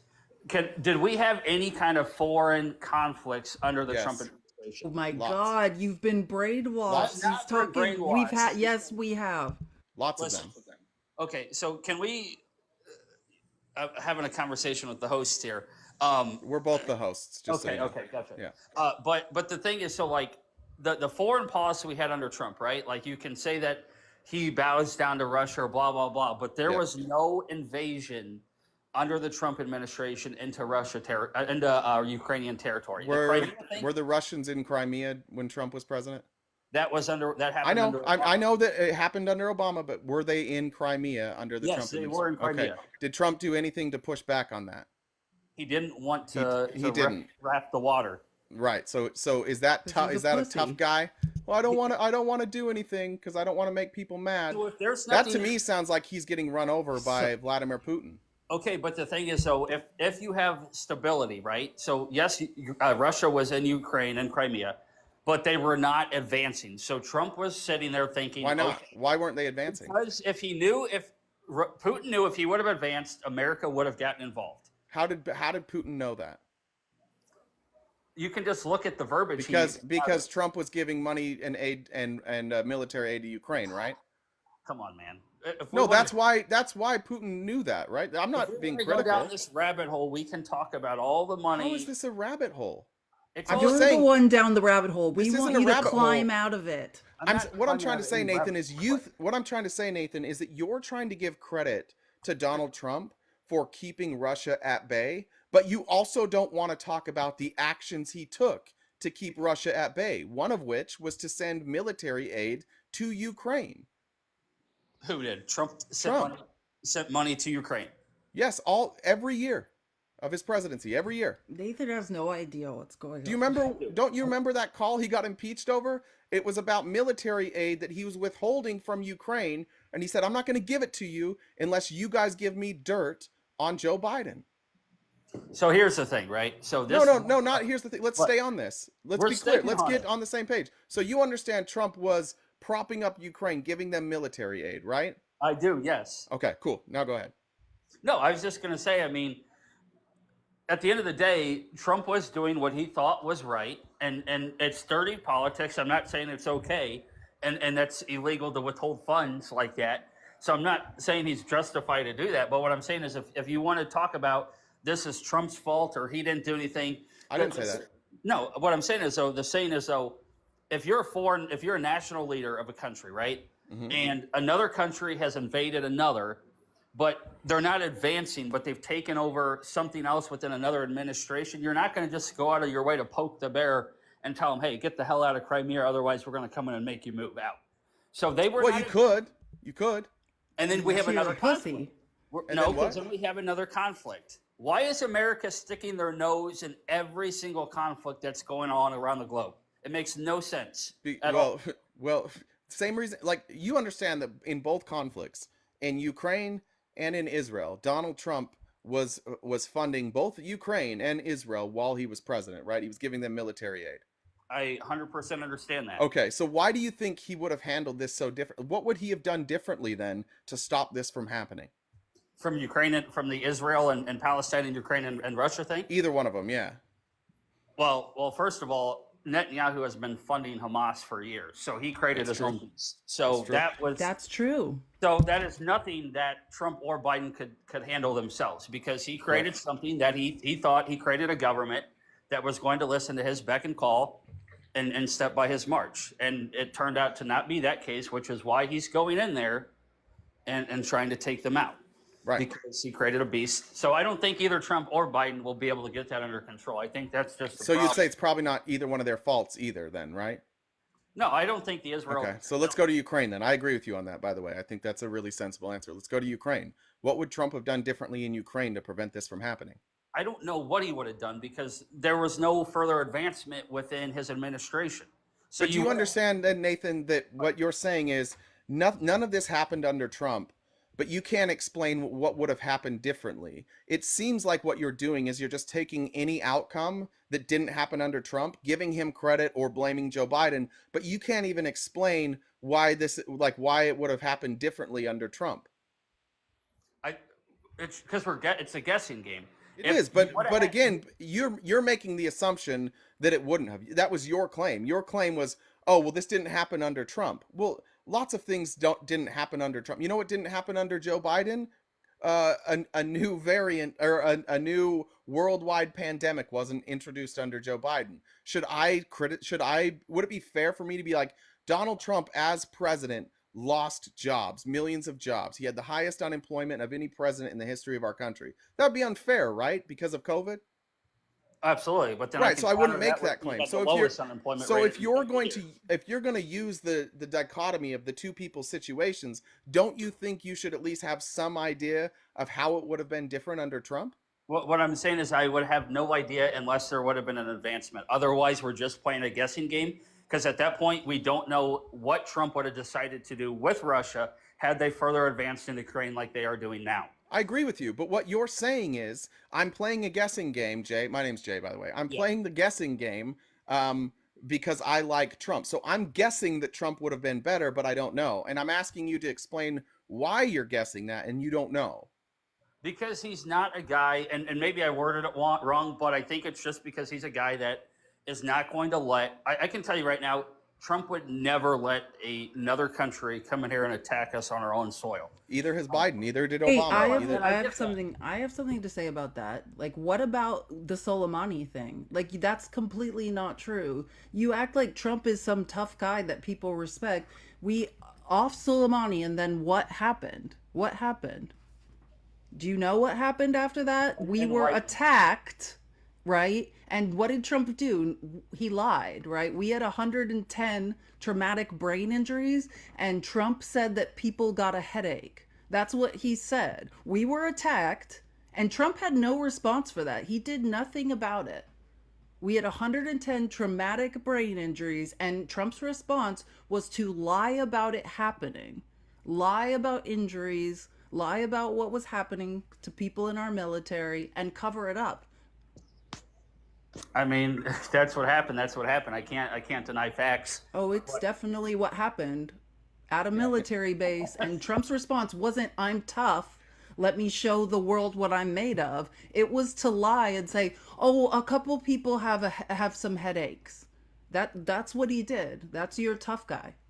I mean, he also went to North Korea and he came back with an agreement that wasn't written down or agreed to on anything. And just a couple months later, there's North Korea practicing their weapon systems again. Like they're firing nuclear. I don't remember exactly what they were. I want to get it was their rocket. Their nuclear. They're rockets. They're firing rockets again. And what did Trump do at that point? Nothing. He just pretended it didn't happen. He didn't do anything to stop North Korea. He's not tough. The thing about Trump, the biggest mischaracterization of Donald Trump is that he is tough on world leaders. He's not. The only people he's tough on is our allies. Those people who are our enemies, he just bows down and lets them do whatever they want.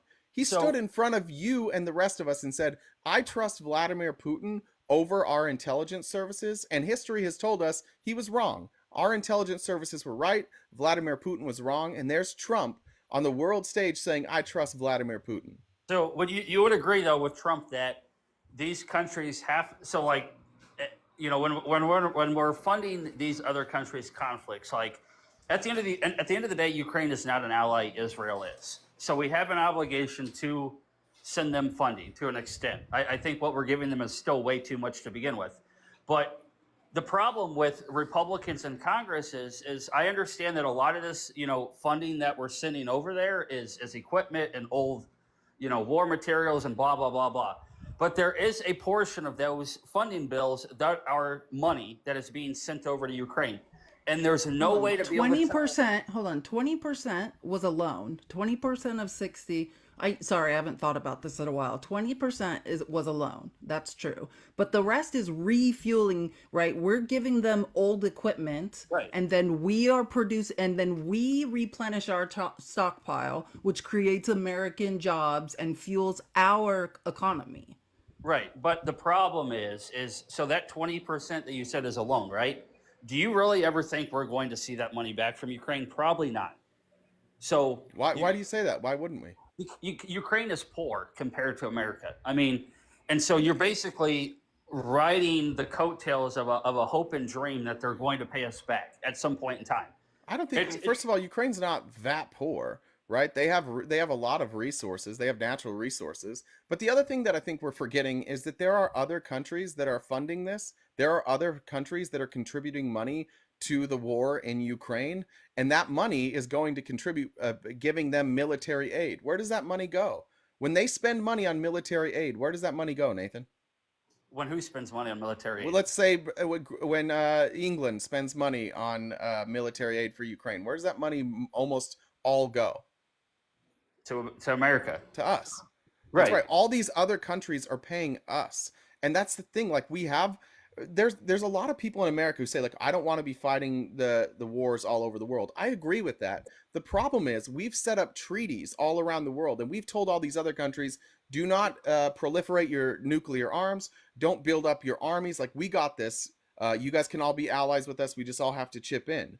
But we've told all these other countries, don't grow massive armies. We have an alliance. We'll take care of it. And then the same people who, remember, Donald Trump campaigned on build up the military. Like, we need a stronger military. How do you square those two things? That we need the world's strongest military because we are the world's police, but then you don't want to be the world's police. How do you put those two together? So Trump himself has said we want to stay out of other countries' conflicts, and he's But I don't believe him because he didn't do that. Well, That's not. He can say choose- words, you can but choose not actions to are believe different. him. Well, why do you choose- believe him if he didn't do His it? actions are different. Okay, but you got to understand he's one guy in a scheme of multiple people within Yeah, the and White House. but what did he ever try and do to reduce the size of our military? So I didn't see him going over to Russia or Ukraine or Israel or North Korea and saying, hey, let's go to war. I didn't see him going to China and saying, hey, let's have a cyber attack on each No, other. but he was doing unprecedented numbers of drone strikes. Like Felice brought up earlier, Soleimani, Afghanistan was still happening. No, he didn't go start new Trump issues, but did either so did Joe many Biden. drone strikes. He changed the law. Just so you know, Trump changed laws so he didn't have to you report realize that casualties of drone strikes. A drone strike is targeted at very individual people. It's not targeted at. No, he was a little loose with that because there were a lot of innocent people that He changed lost the their laws lives. so he But didn't he have took to out report some of the casualties biggest- anymore. So Because here- there were so many. and you want He to talk changed the laws okay. so he didn't So have now, to. now that you brought up the drone strikes, this reminds me. So under Obama, we had, and you all know it, we had ISIS become a thing. They formed under Obama, and they sprouted out. No. Oh They my did. God. Yes, they did. And guess No, what? they didn't. Trump took them out to No, basically. why did ISIS form though? Like really why? ISIS It was an didn't off-branch start of- under Obama. Right, but Started under ISIS, Bush. ISIS was an off branch of Al Qaeda that was. Okay, but you said it started under Obama. You don't. It I have got a degree so in severe- history. ISIS that did not start under Obama. You're just a guy that wants to blame Obama for ISIS. You know nothing about history. Okay, so that's It did fine. not- But you're rambling. I'm So- not rambling. She's I'm just correcting you, correcting bud. your incorrect information. I'm not going to let you proliferate lies. Okay, so you say it started under Bush, which I'll have to fact check you on that. 2004. Who was You president in have 2004? no idea what you're talking about, I do, sir. I do, You just because- made up a lie. That's a MAGA lie to say that ISIS happened under Obama. Al-Baghdadi is the one who started ISIS, and that was in 2004. Right, You can look and that that's up. because Al Qaeda was to. Now think about the year. Who normal was for them. president in 2004? It was Bush. No, You can think blame about Bush it. for 9/11 Okay, and so all you that, made but up a guess what? lie about Obama, and then you got fact checked. I get it. You And don't then like you Bush. tried to act like I was lying. Okay, I get it. You don't like Bush because he was a successful. No, president. Nathan, hold on. Let's be a little more honest about this. All that happened there is Felice corrected something that you said. Be an adult and be like, yeah, I got that wrong, and move on. But don't say, "Oh, I get it. You guys hate Bush." That's not what we're saying. We're Okay, saying I that said what I you would said. fact No, check. hold No on, one Nathan. said Hold that on. at all. Hold I on. just corrected All his we were lie. saying, Nathan, is that you were wrong, and we were correcting it, and we can move past it. But be a grown up. Admit when you're wrong, and we'll just move past I it. said It's I would okay. fact check it, and if I fact checked it and I was wrong, I would admit it. I have Terrific. no problem admitting that I'm All right, wrong. keep going then. So the thing though with ISIS is though under the Trump administration, he wiped them out of I think it was Africa. They were advancing down into those countries, and he took them out, and he basically eviscerated ISIS. ISIS is no longer a Wait, thing. hold on. If he eviscerated ISIS, how did he then make agreements with them and the Taliban? Oh, so you're talking about Bro, the just the make it trip? up stories. No, I'm not. So you're talking about the trip he took to what was it, Qatar, and he sat down No. with the top. What? No, What agreement are you talking about? no, I'm talking about the attempted peace agreements with both ISIS and the Taliban during his presidency, peace agreements that appeared to fail. If I mean, all he can do is put the pen to the paper, and if whether those But countries want no, the point is, Nathan, he didn't get rid of them. That's the point. That's something he says But that you're that's what repeating MAGA that is told Nathan. untrue. It is. Does ISIS still exist, Nathan? to a certain level, yes. Did they exist all Not- throughout Trump's presidency? He was knocking them down. That's not the question I asked. Why won't What? you answer the question I asked? Did they exist during his presidency? He did, yes, but So did took he them get out. rid of ISIS? No, but did No. Okay, But you said this is the problem we have, Nathan, and why we struggle with MAGA is because you guys have all these talking points that you repeat that aren't true. How many more? That's the third thing now you've repeated from Donald Trump that was a flat out lie, and you even know that they're lies, but it doesn't bother you. Why doesn't it bother you that he lies so much? He says, I got rid of ISIS. ISIS still exists. He clearly didn't get rid of ISIS. Why doesn't that bother you that he lies to you? And why did you repeat his lie even though you know it's not true? It is what it is. I just, for a You know why you source, if repeated a anyone lie wants that you knew one, wasn't true? there's a great Politico article called "Trump Says ISIS is Defeated. Reality Says Otherwise." So here's the thing, though, right? You would have to concede that Can you answer that question first, Nathan? I want to know why you repeated a lie that you knew wasn't true. I think he did enough. I think he cut in half what ISIS. But what did you say? You said he got rid of ISIS. Why did you He say that? eviscerated them down from what ISIS was. It's not what you That's said. not buddy. what you said. Hold on, if I may finish. What ISIS was under the Obama administration compared to what ISIS is after the Trump administration, Trump immediately removed almost 90% of their operation. At least 90%, if not. You're Let's be just very making clear. up percentages. I'm Let's not be very making up clear. Let's be percents. very clear about this, Nathan. The president doesn't do any of that. But what did he do differently? What do you Do you mean? know? What did he do differently? Yeah, what did he do differently? He Do you sent in only these- know the outcome, or do you know No. strategically He what we sent in did? these drone strikes to take out the ISIS leaders, and you cannot deny that because you literally just said he did more drone strikes under his administration than Obama did. I agree with that, but now let me ask you this, because he went into office saying, I'm going to I'm not going to be like Obama. I'm not going to just indiscriminately use drone strikes, and then he did more drone strikes. So is it possible that once he got into office, he realized, oh shit, our military leaders were telling Obama to do this, and it made sense. So then he just continued on that path, which is exactly what happened. But this is the problem with MAGA. Like, Donald Trump will say this and then still say that Obama was doing the wrong thing when he was doing more drone strikes than Obama.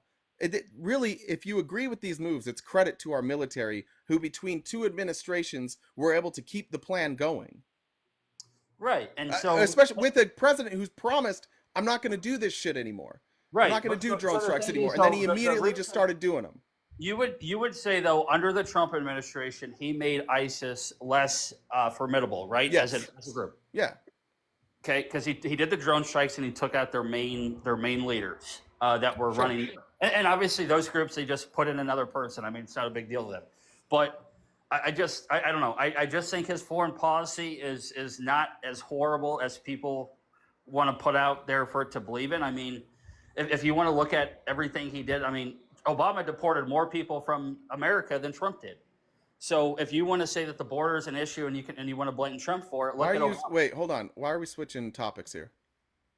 Because it always comes back to Obama, Jay. It I always don't comes care back to about Obama. Obama. Nathan, I really don't care about Obama. well, you brought him up, but the weird thing You is, certainly Nathan, is care you about made all Obama. these like declarative statements that were so like that all MAGA does. You guys talk about Donald Trump in these definitive terms like he is some sort of god, and then every time we get into the details of it, you're like, yeah, none of that was true, but we still like him.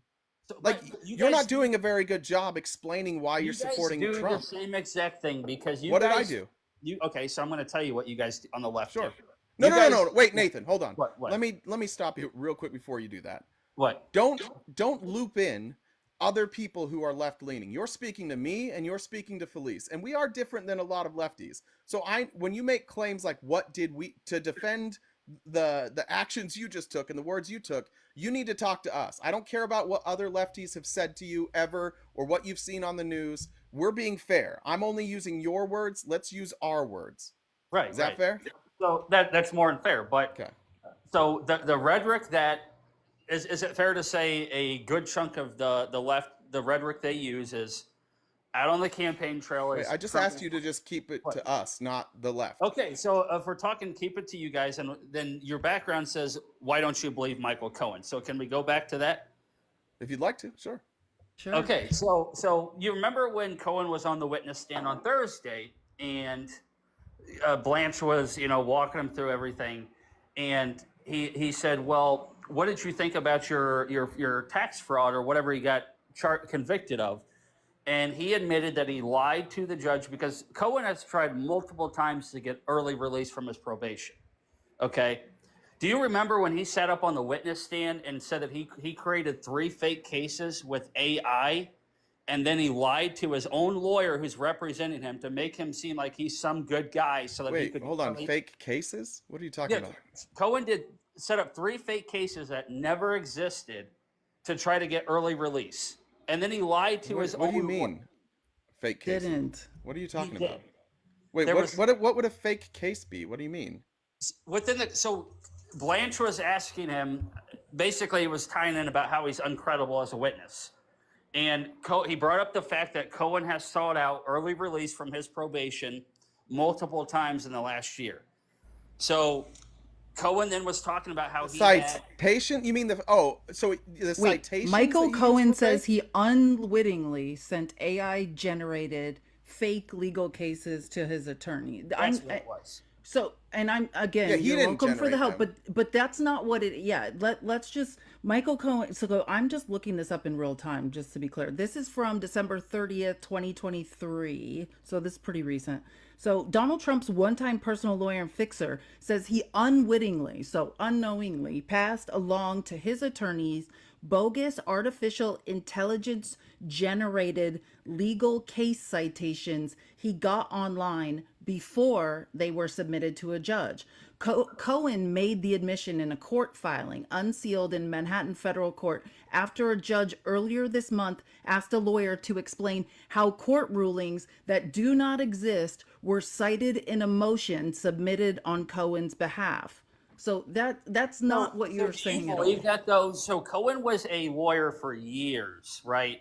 So he has a very well knowledge. Yeah, so Cohen got information online that turned out to be AI generated, and they weren't real cases. Come on, man, you can't believe that because he has been a lawyer for what's years. What's a more sensible Yeah, tell me another explanation. He's a robot. What are you real talking explanation is, I'll tell you what the real explanation is. If you're telling me that and provide Cohen, proof and citations for it so as well. Cohen, Cohen was a lawyer for like 35, 40 years. You understand that, yes? Okay. Yeah. So you're telling me to buy this story of bullcrap that he could not decipher what is a true case citation and what is not. I just don't buy it. No, you got it wrong. Hold on. Let me bring more clarity to this because I don't think you understand. I do understand. No, you're saying you don't. Stop talking, Nathan, because you're okay. The AI generated cases, right, were cited as part of written arguments attorney David M. Schwartz made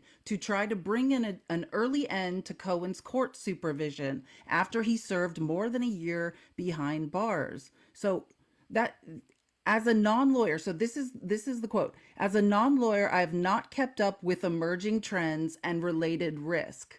in legal technology and did not realize. So he just didn't know that Google Bard was AI, was a generative text service like ChatGPT. He thought it was essentially like a search engine. He didn't know that Google Bard was AI.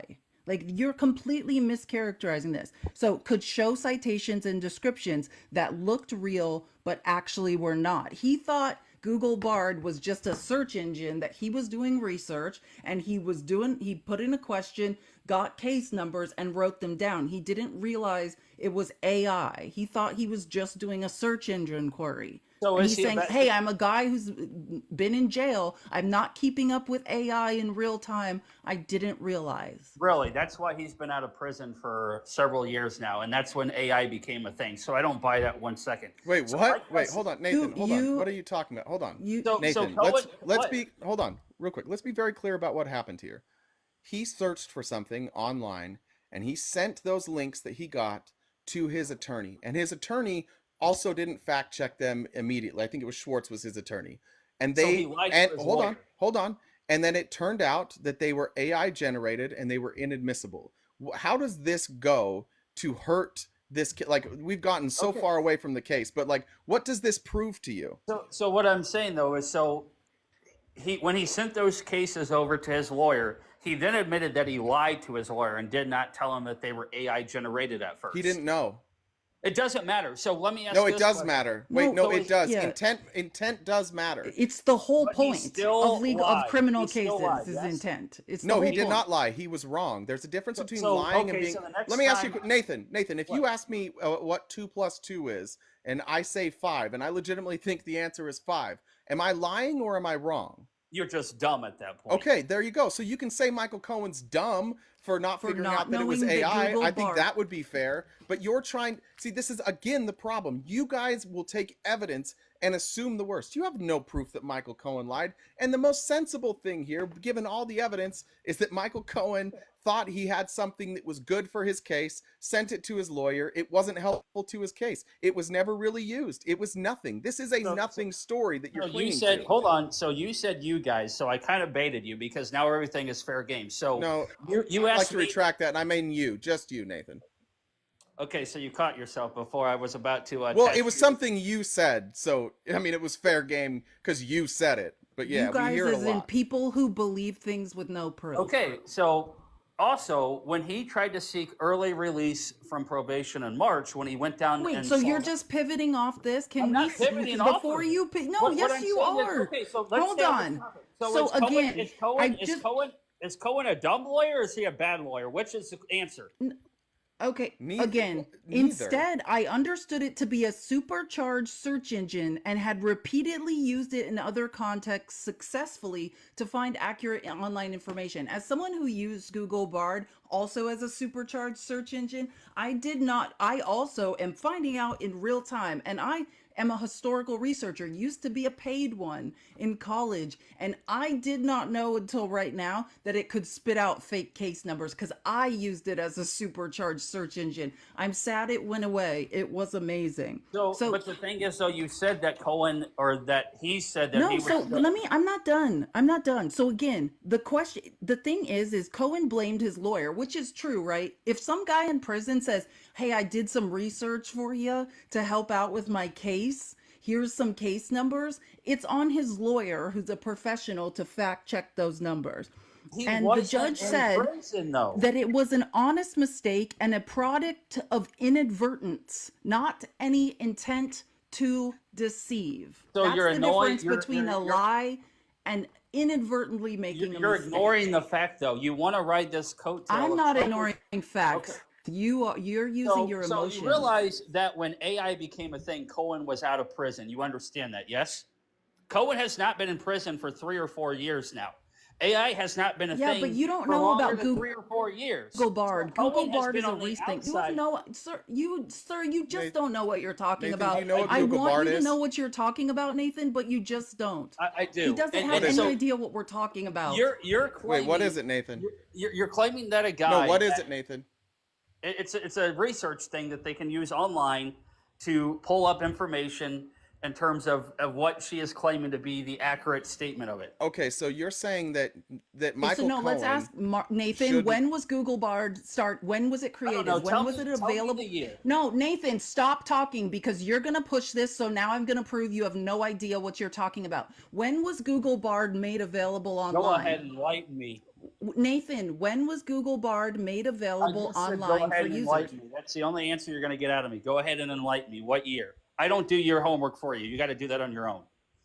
We're not going to So sit here, Nathan, and pretend that you know wait, this let me answer. just- Be honest. I know Be the honest. answer. I know the I'm talking to answer Nathan. because Give I us worked the in the tech answer. industry and I'm interested. I love Google Bard and I'm sad it went away because it was an amazing product.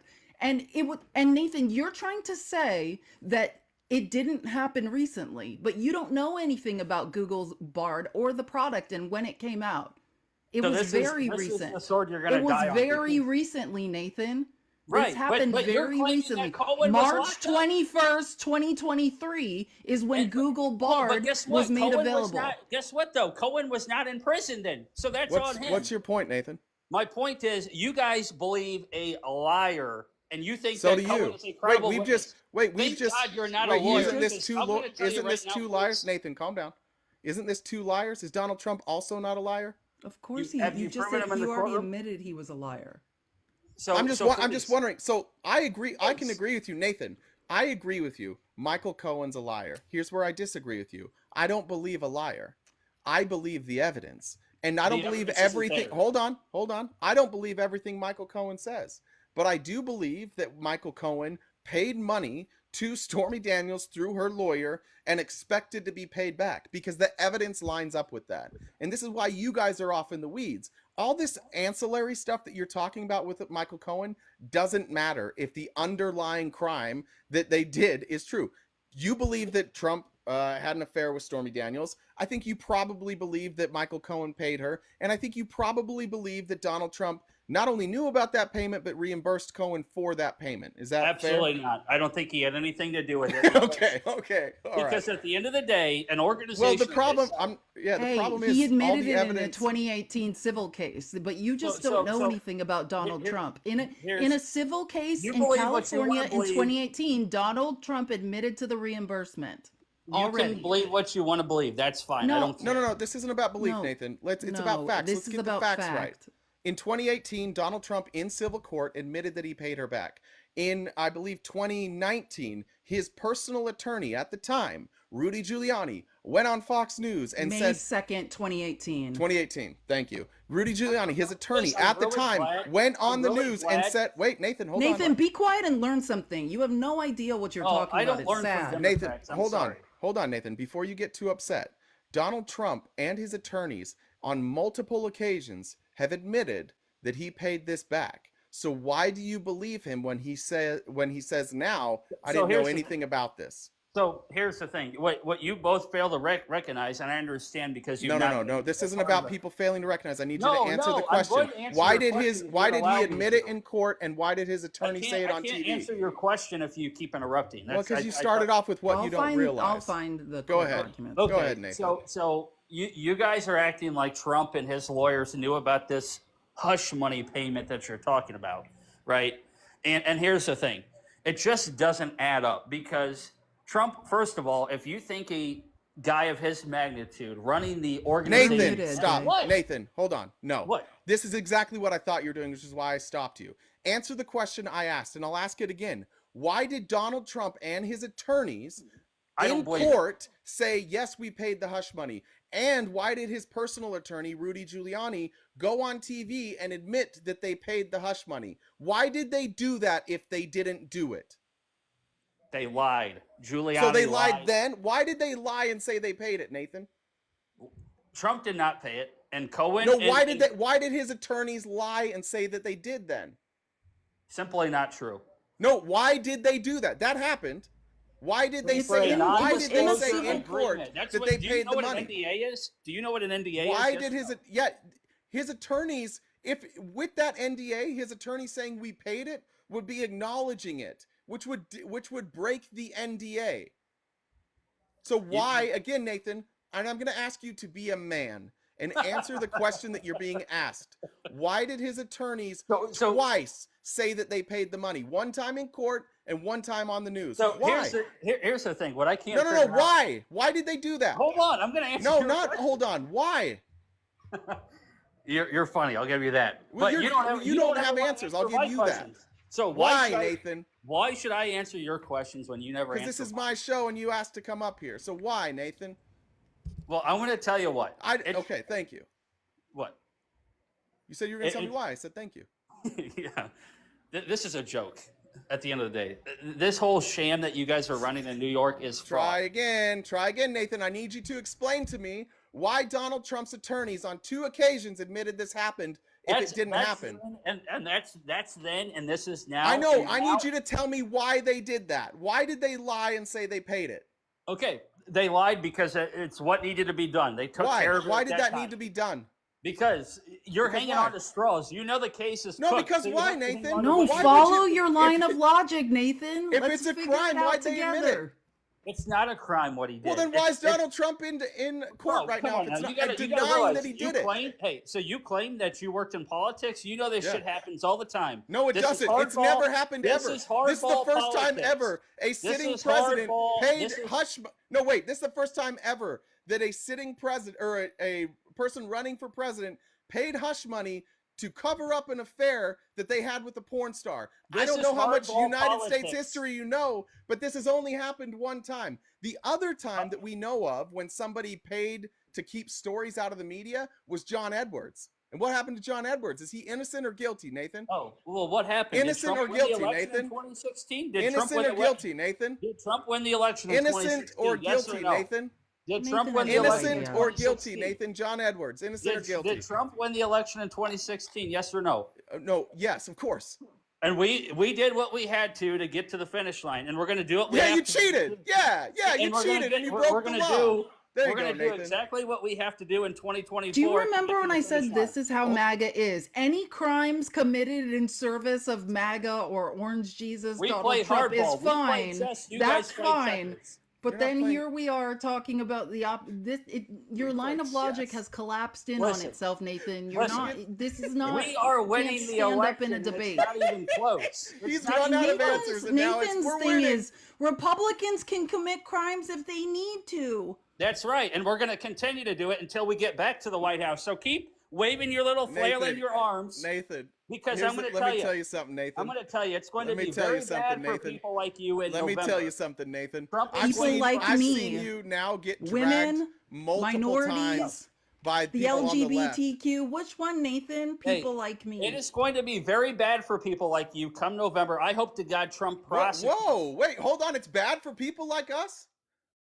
It's going But to it's get- going to be. He's threatening us. Why? going to What are be you guys very, going to do, very Nathan? bad.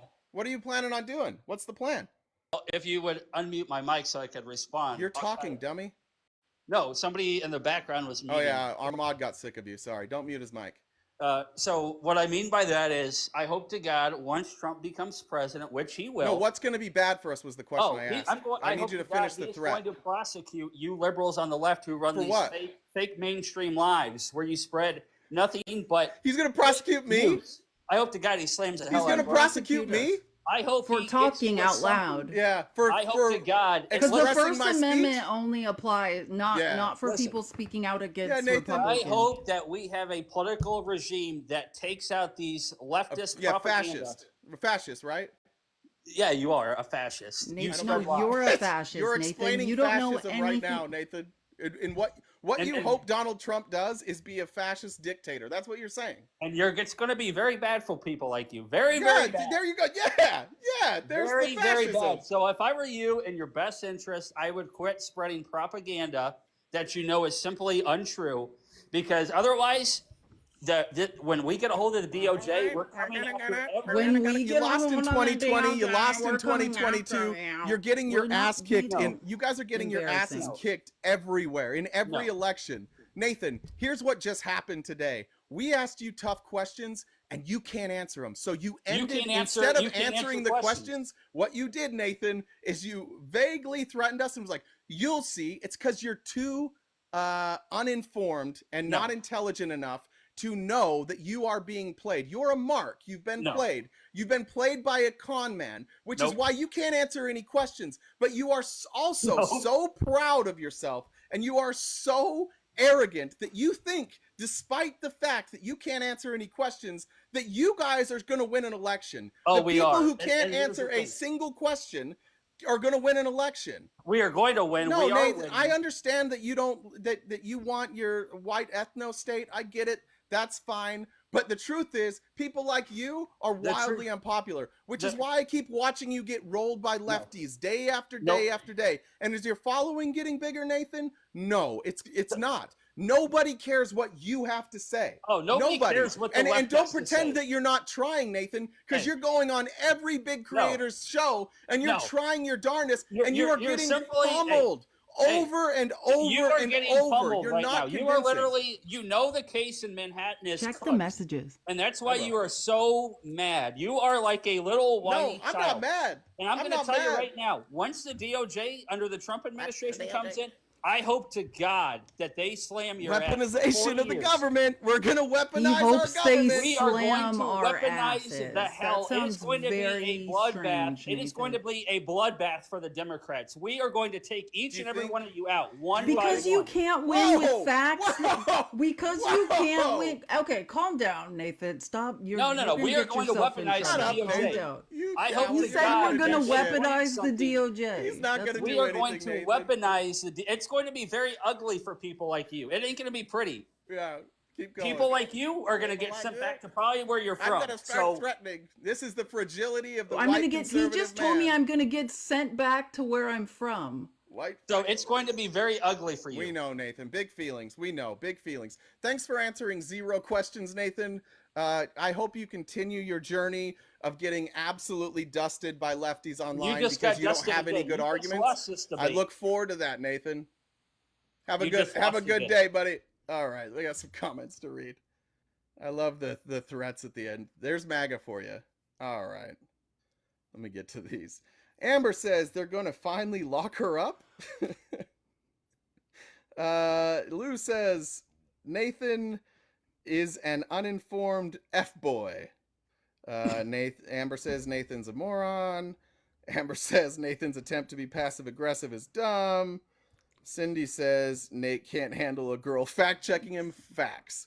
I Facts know. on that It's one. amazing how men react to women correcting them. Nathan And is for afraid of someone with police. so little information about anything, like Nathan's got to be used to people correcting him because he's literally wrong all the time. He's perpetually incorrect. What's the difference between MAGA and zombies? Cindy asks. What is it? Only zombies care about brains. That's very true. Your live Oh, is I don't- flagged got for all the good- civic election integrity. because of all the crap a that new one. Nathan was saying. Here's a new one. All right, I got all those ones. Let me check Venmo real quick. I mean, literally, you know what though? I will say this. I respect Nathan and what he said for just being honest and saying, oh no, it's not about being fair. When I was said Republicans can commit crimes in service of them winning election, he said, yeah, that's right. And he can't wait for the DOJ to be weaponized. Like, at least he's saying the real truth about what they're up to. Like, I do respect that. For people, like other people who are delusionally pretending that that stuff's not going on, at least Nathan admits that how horrific it actually is. Chris says they found Rudy by following a trail of hair dye drips. That's probably true. Or his self tanner. It's like, or it's hair dye, just a trail of self tanner and hair dye all the way to his 80th birthday party. And Labish says that made Felice hotter. There you go, our good friend Labish. Oh, thanks. Oh, thanks. Isn't it so interesting how angry men get at me compared to Jay? It's the weirdest thing to notice that.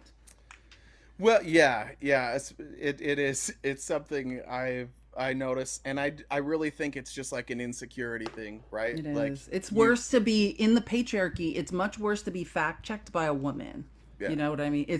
It's more embarrassing, I suppose. But you know, he started out making no sense. Do you realize even with that first argument, the like there were no new wars under Trump, my least favorite of all MAGA arguments. And then that ended up pivoting to Trump was at war with ISIS in northern Africa. It's like, which point are you making? The point is not to make a point. That's the problem. Yeah, and it just goes to show the hollowness and the like cult-like mentality of these people. I'll say it every single day. It's a cult. And it's a cult because when you get into facts, they're nowhere near the truth.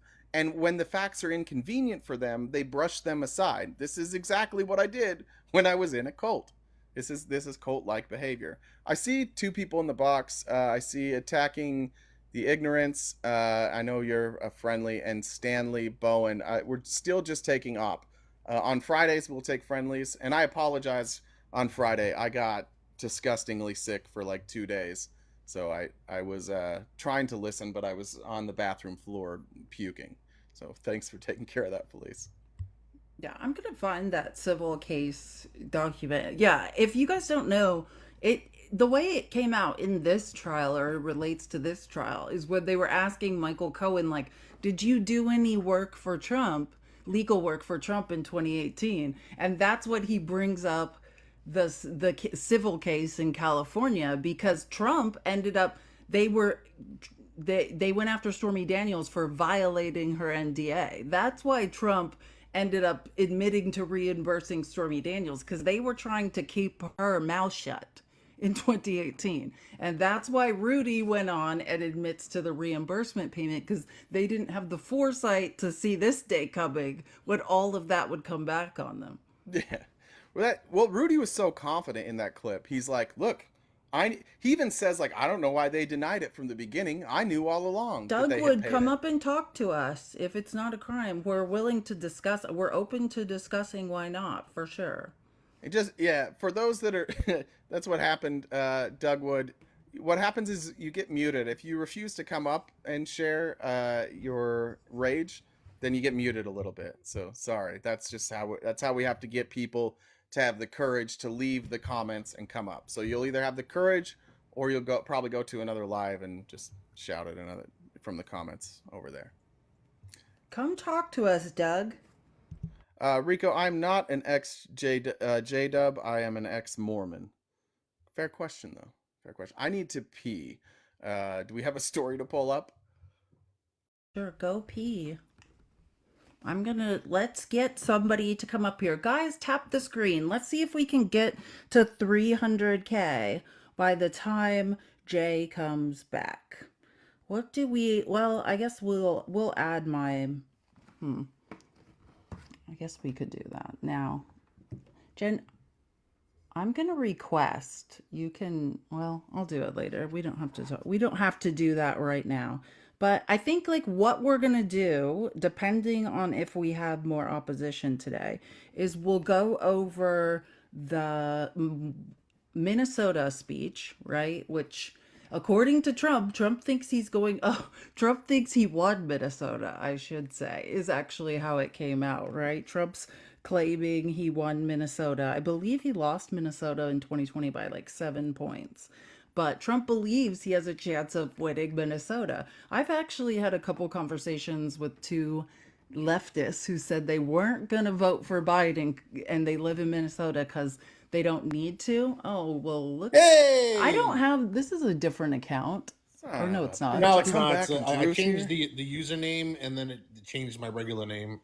I have to wait 7 days to change it back. Are you 58 years old? Yeah. No. Were you born in 58? How's the bet looking? Are you feeling confident? What are the terms of the bet again? You guys aren't talking about today's testimony. Oh, we tried. We got a little derailed. I said as much as had happened. Do you realize like we are up here for 3.5 hours, Drew? No, I know. Usually you talk so about as much the as I testimony saw the next happened day. in the morning, I talked about, which was the this is the problem. Like, it depends. I understand the general public has no idea about any of this, but like I know that Michael Cohen, that $60,000 was a bonus. Like, you can say he stole it. I mean, I already knew that. But he admitted he stole it. Yeah, that's what I'm saying. But my question to you is, did you just learn that today? Did I just learn that he stole it? Yeah. I also, but I knew that he got screwed over on his Christmas bonus, where Yeah, he normally gets and it was to make 150 up and with he the only got Christmas bonus. 50 or something like that. Yeah, like Michael Cohen's original story about this. I mean, because the $30,000, because Trump wouldn't give him any money. Trump literally, after all this stuff he did with the Stormy Daniels and stuff, Trump stiffed him on his Christmas bonus. Michael There's an Cohen argument to say that maybe he went to Weisselberg. didn't do good for Trump.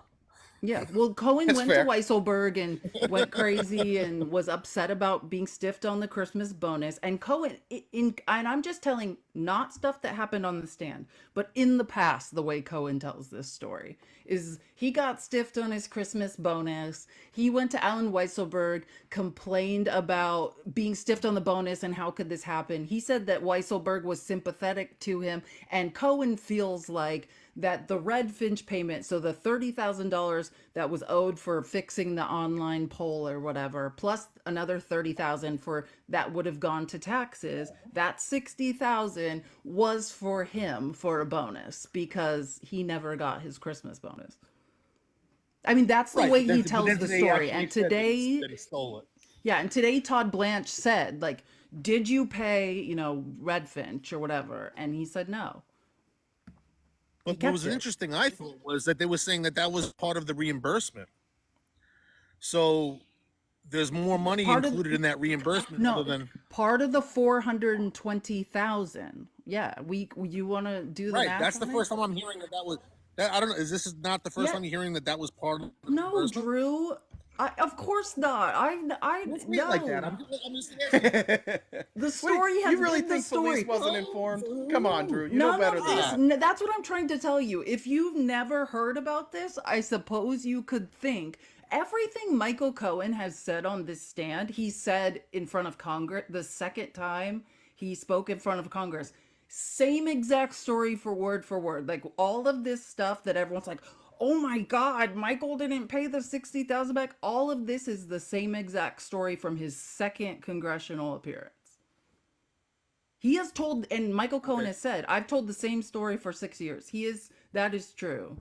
Also, just pro tip. So how do you think this is always gonna... pro tip, always assume that Felice has heard this. I've never met anybody in my life who reads as much as Felice does. So it's always safer to assume that nothing is new to her.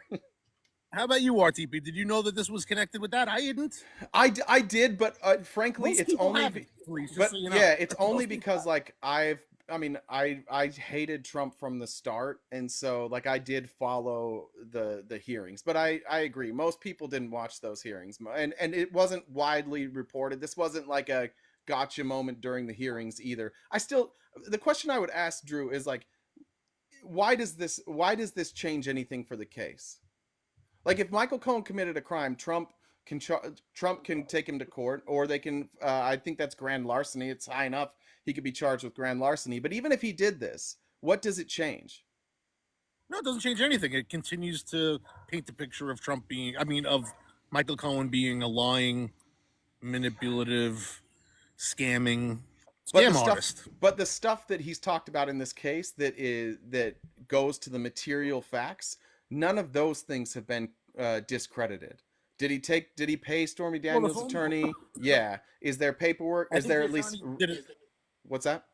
I think the attorney did a good job putting a doubt in the mind of the jurors on that phone call that was supposed to be about the Stormy Daniels. Can I say my thing about that? This is the truth, Drew, about that. Number one, the whole point, the defense's whole case is everyone in this organization was a liar and a criminal but Donald Trump, right? Like, so if, as the jury, you can believe that the man in charge, the buck stops with this guy, every single person in this organization was up to a bunch of crimes except for the guy in charge. That's the thing. But specifically about that call, right?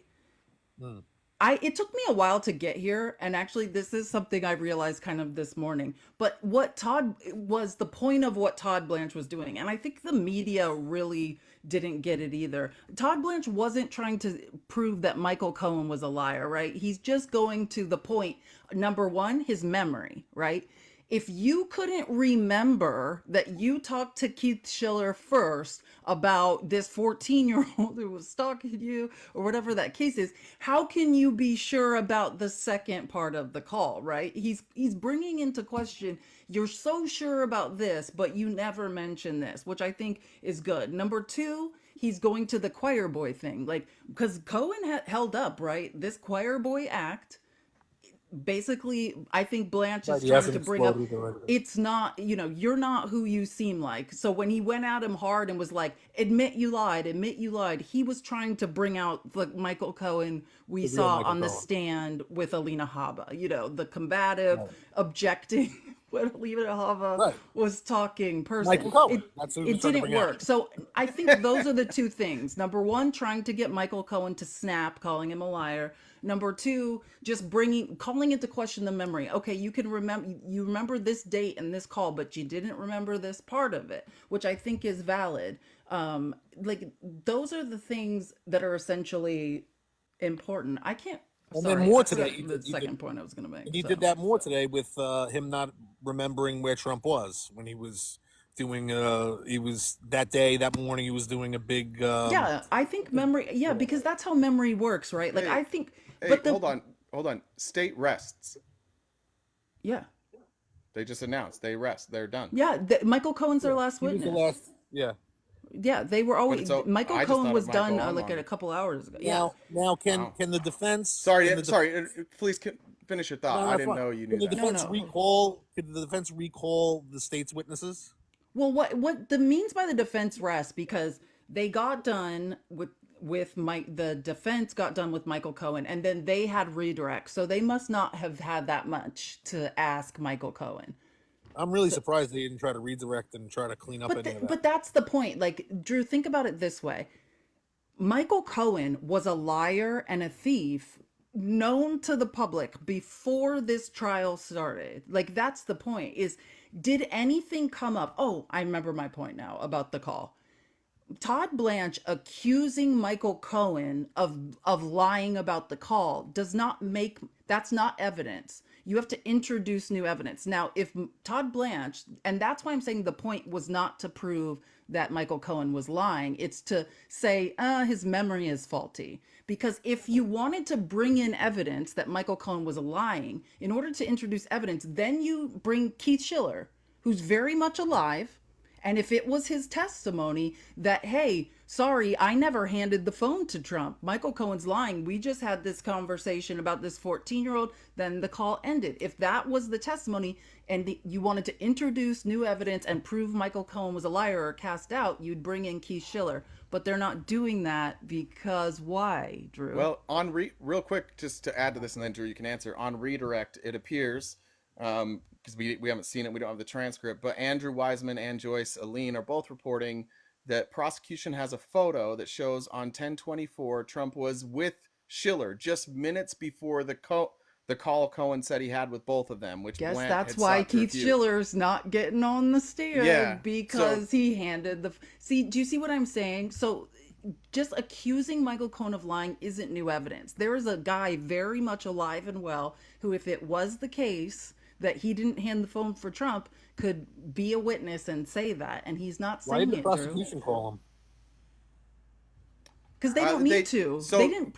Yeah, this is the that would have defense. been that would have been even clearer. No. No, they Well, don't that claim need was to. made by the The defense, defense. right? So this is on redirect. They may not have known that that was the place they were going to go, or they may have just said, "Yeah, if we have this photo, if they try and use this, we'll show that he indeed was there." Again, like, you don't really have to. There's not going to be any proof, even if Schiller came out. Schiller would have proven that the prosecution or the defense was lying here, or at least they were trying to pull a fast one. But they don't need that because Michael Cohen said Trump was there. I called Schiller, and so Schiller could give to Trump. He said, "I knew Trump was with Schiller," and they're like, "How do you even know?"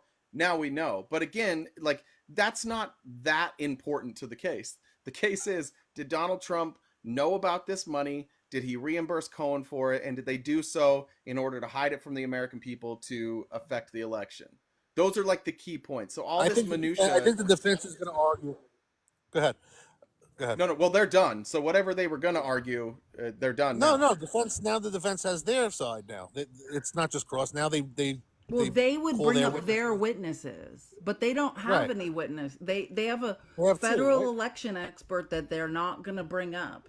Like they don't. I thought they had Trump's two not going to witnesses. testify. Like you think that the defense has some case? They asked. That's what they were doing on Thursday for the last hour, is asking like, okay, like what witnesses do you have? Who are you going to bring up here? There was talk about the president of the Trump org that ended up being a no. There's a Federal Election Campaign Act expert, but it depended on if he was allowed, what he was allowed to say, and that looks like a no. And Yeah. then they're like, Yeah, oh, Michonne, no, Trump he might shot it down. testify.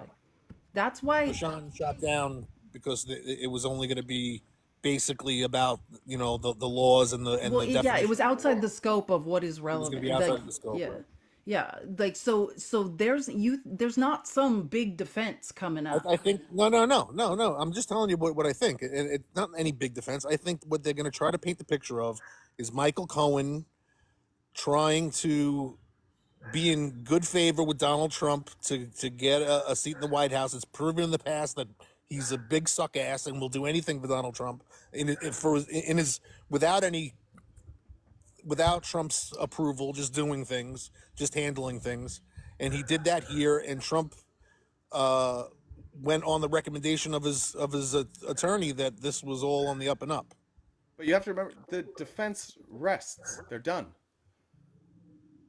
I thought you said the prosecution rests. Yeah, you said the prosecution They rested. did, but now I'm seeing that defense that they what's his face? What's the Trump lawyer's name again? Blanche. I'm forgetting. Blanche. Blanche said it was all, in all likelihood, they would rest after today. I'm seeing multiple tweets saying the defense rests. And just to be clear of the schedule of the trial, the schedule of the trial was before the morning meeting was that summation was closing arguments. Hold might on. be Sounds like tomorrow. hold on. Sorry. It sounds like they have not rested. So what I'm seeing on Twitter is not true. They have not yet rested. Okay, so you're just making so defense hasn't rested. Is that that's what the comments are saying? They're saying that there's a witness being questioned right now. Okay. For the defense. Okay, so Michael Cohen's not on the stand. Is that part true? Which I'm confused. What's happening? Now I'm confused too, because I thought we were done with that. So I'm looking. Keep going, and I'll figure it out. 4 minutes ago, prosecution rests. AP. The witnesses. So the prosecution rests. So now the defense has. It sounds like the defense has a witness on the stand. It says sit go. Who's on the stand now? Who is that? Is the question. Sitgo? Who's Sitgo? I don't just. All right, good. The defense's last opportunity to question former Trump Massage. attorney Michael Cohen. Yeah, that was 11 minutes ago. So it doesn't. I'm just looking at the live updates from Washington Post. L It doesn't. says sidebar row. All right, so we Sitgo. don't know. We just don't know. All right, yeah. Like I said, I think in closing arguments, they're going to try to sum that up. They're going to try to say that Michael Cohen's done. He's Yeah. not. He's not a witness that you could trust. He's done things on his own volition before. But none of this is dependent on him. That's the problem. Like you're a little. I feel like Drew, you're a little in the weeds on like what the case is about. Like it's about falsifying business records. It's about 11 checks, 11 invoices, and 12 ledger entries, which they presented. They have checks signed by Donald Trump. Right, and checks signed by Donald 9 Trump. of them from his Not- personal he's not account. journaling Yeah, that- so he's I'm not just journaling like, word there's that, and then there's the underlying Trump object stuff. offense, which let's just hypothetically say it's going to be 17-152, which is conspiring to prevent or promote someone to office like through unlawful means.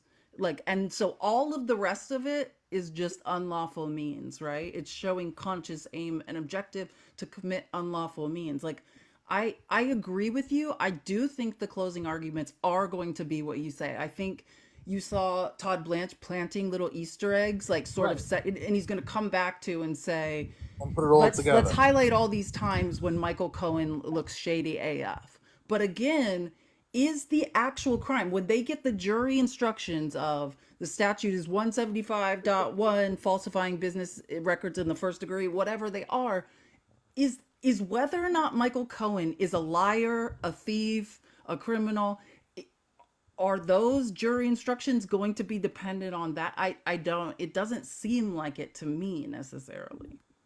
So just so we have it, the I don't first know. I witness. mean, can't they Oh, say if can't they? I heard Oh, somewhere that wait, if they who's the believe first that witness? I want to know.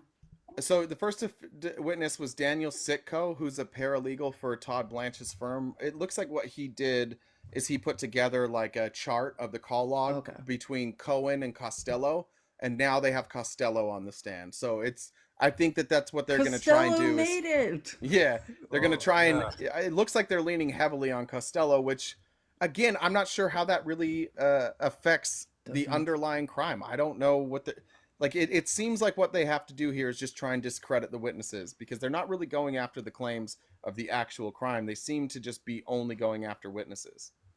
Yeah, and Costello, remember, I said this, you were really sick, Jay, so I don't know if you remember me saying this on Probably Friday, not.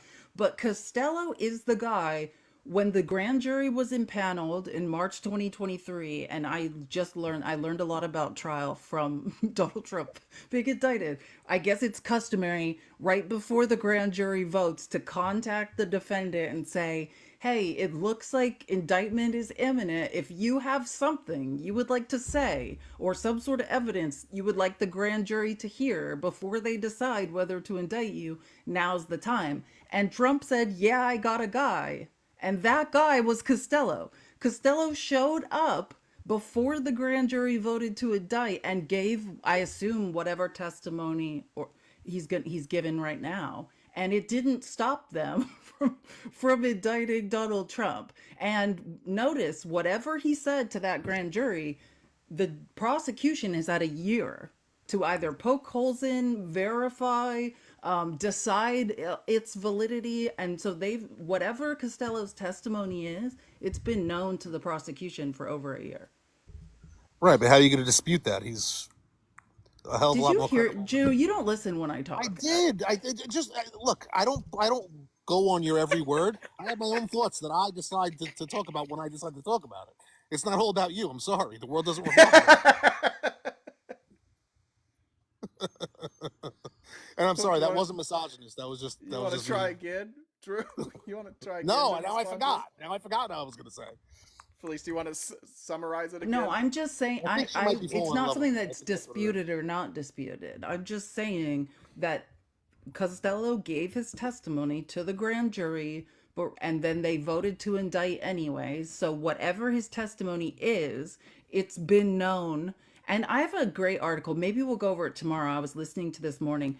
The New York Times did some amazing investigative reporting, shocker, on this Costello Cohen interaction while Cohen was, freaking out after the FBI raided his office, and how he came to know Costello's text messages and emails with Rudy Giuliani, who had become Trump's personal attorney. So maybe we could go through that tomorrow. It's not that there's no smoking gun. And keep in mind, the prosecution already entered into evidence Costello's emails without Costello being on the stand. So they already are using his emails.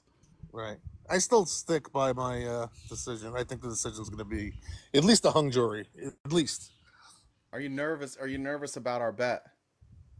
No, Restate the bet for the audience so that I don't remember. Now I don't. 1,000 remember. likes a day for me for a week. Oh, I have to make a video saying you were right. I don't think I've intentionally liked your page once, which isn't nice. You I piece probably of should shit. like your page because I like How dare you? Because I do like it, so I should do it. Thank you. But I don't. So I got to do 1,000 a day for a week, and then you're gonna if you're wrong, when you're wrong, you got to do a video. Stupid. You got to post a video. That's right. Saying that I was right and you were wrong, and not sarcastically or anything like that. It's got to be legit. Listen, I'll be kind of happy for you. You take a lot of L's on this platform, and so it'll be nice for you to get a win, Drew. Oh God, stop it. But do you understand? Kind of like, I understand what you're saying. It just seems to me that most of the defense I've heard for Michael Cohen is simply, or for Donald Trump is simply, oh, Michael Cohen is bad. Michael Cohen is a liar. But I don't think they really are refuting any of the evidence. I don't know. I mean, to me, it sounds like the only criminal in this case is Michael Cohen. Like, he pretty much did everything that this case is about. Like, he was pretty much the mastermind behind the whole entire thing. So that's what it sounds like to me, and that's what I think that they're trying to paint the picture of. So obviously, that Michael Cohen is the bad guy. So obviously, it's what you can prove. So I'm not asking you what they think they can prove, but do you really think, like in your heart, that Michael Cohen just did this all on his own? Paid the $100. I don't remember. I don't remember anything. I can't remember. Look, okay. I think that most politicians clean up loose ends with NDAs that we'll never know about because they're NDAs. But do you think Trump knew about? Do you think Trump knew about this? Is the question. Yes, I think he did. Okay. Yes. Cool. Yeah. Yes. So that's what we have. But you understand that's what they have to address, right? If Trump knew about this, anything Michael Cohen did doesn't really matter. And so even you, who like you don't want Trump to be guilty, even you think that Donald Trump definitely knew about this. So what makes you think a jury, like an unbiased jury, or a jury that isn't just trying to give Donald Trump a win, would think that? Or do you think that they just did a good enough job that they got a Trump plant on the jury?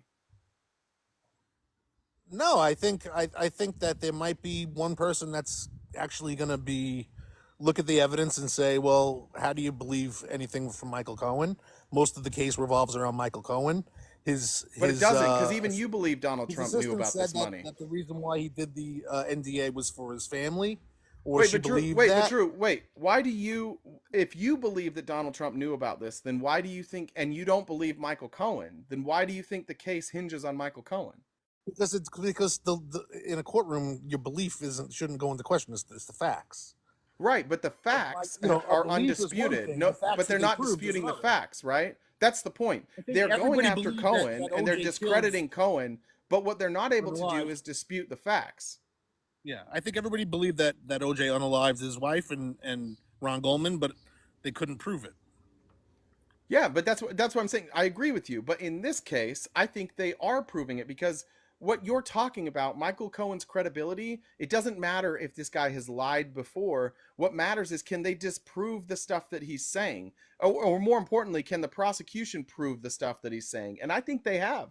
I think the prosecution has proved that Donald Trump knew about these payments.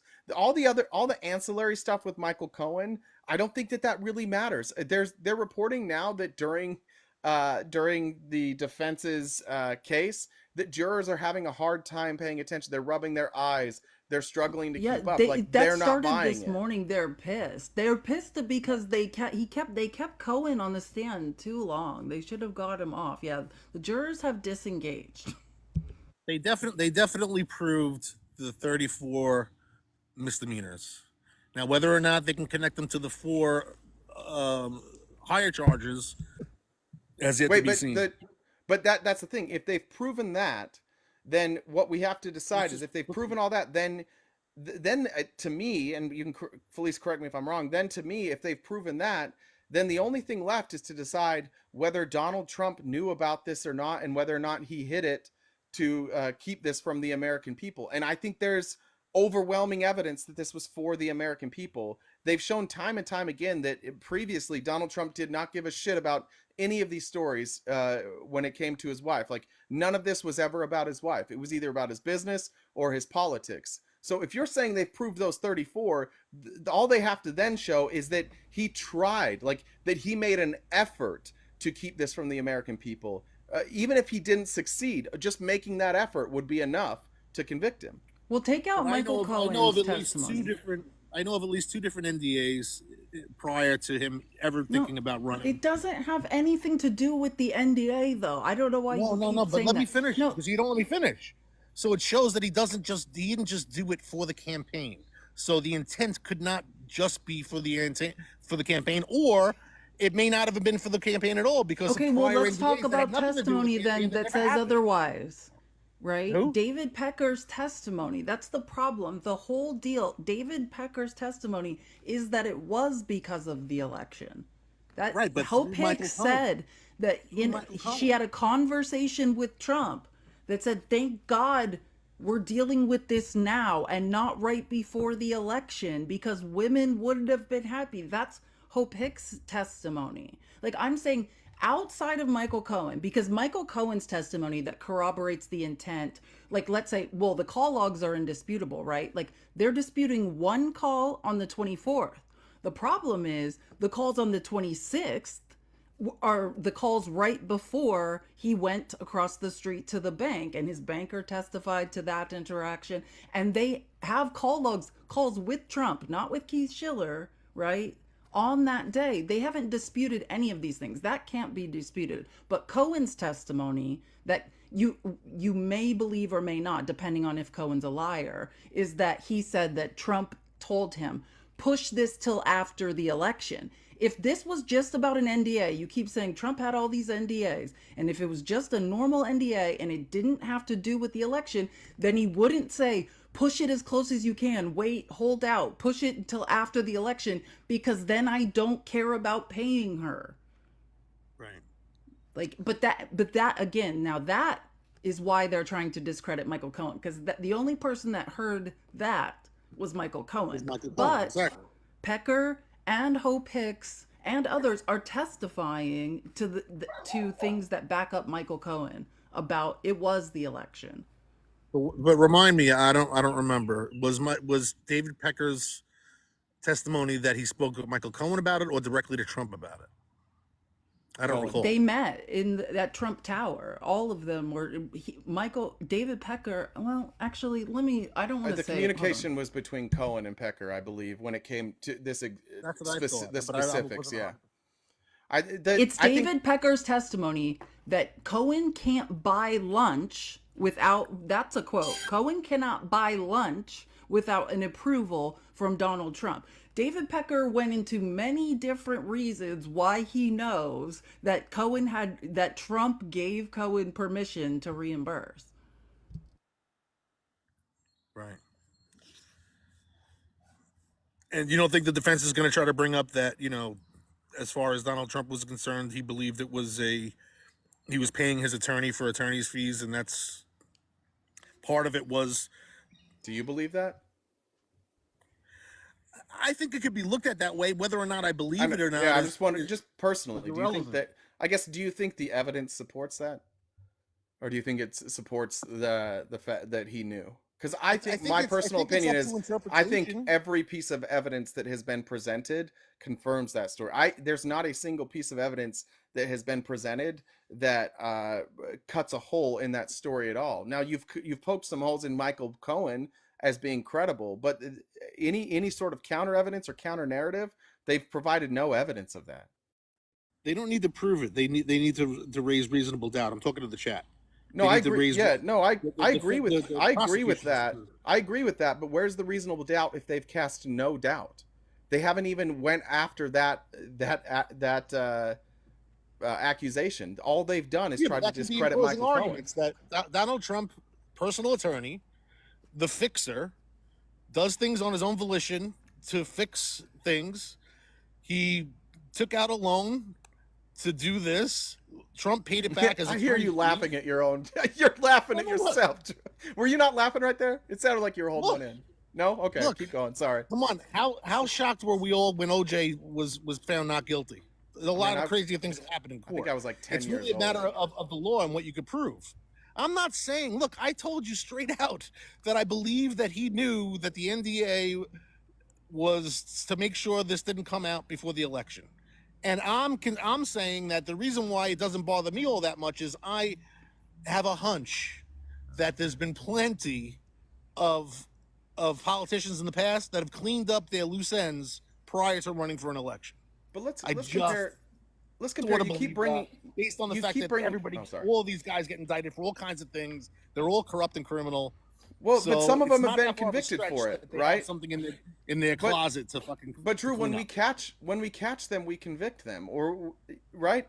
Like John Edwards, when we catch him, the difference between OJ and this case is OJ would have been found guilty if there was a paper trail, if there were a bunch of people that came up and were like, yeah, OJ told me he was going to do this, and then OJ's defense would be like, they would have went after their credibility, right? But do you think if there were like 4 or 5 witnesses that said, yeah, OJ told me this. Here's me discussing with his friend or his attorney, like what he was going to do. Here's us talking about how we were going to help him accomplish this. Do you think if OJ had that type of evidence against him, he would have been convicted? I think so. I think almost certainly. The problem with OJ is that it appears he did the crime by himself, and there was enough. There are two things that happened with OJ that were useful. Number He one, had his shoes, his Bruno Malley shoes, imprinted in blood right by the scene. I understand. Wait, I'm not. Listen, I think he was guilty. I'm saying as a jury, guilty. like Everybody knows he was guilty. I know. I'm just saying evidence-wise. Do you think if that stuff Evidence-wise, he was existed? Hold on, Drew. Hold on. If that stuff existed, do you think they would have found him guilty?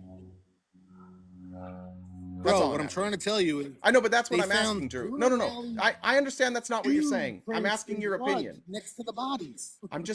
Drew, I'm just asking your opinion. If there were like 4 or 5 witnesses that corroborated that OJ was planning this and they knew about it, do you think that would have been enough to secure a guilty verdict? Probably would have been the linchpin, but who That's all I'm knows saying. in this game. That's all I was saying. Is that I think there's better evidence against Trump than OJ.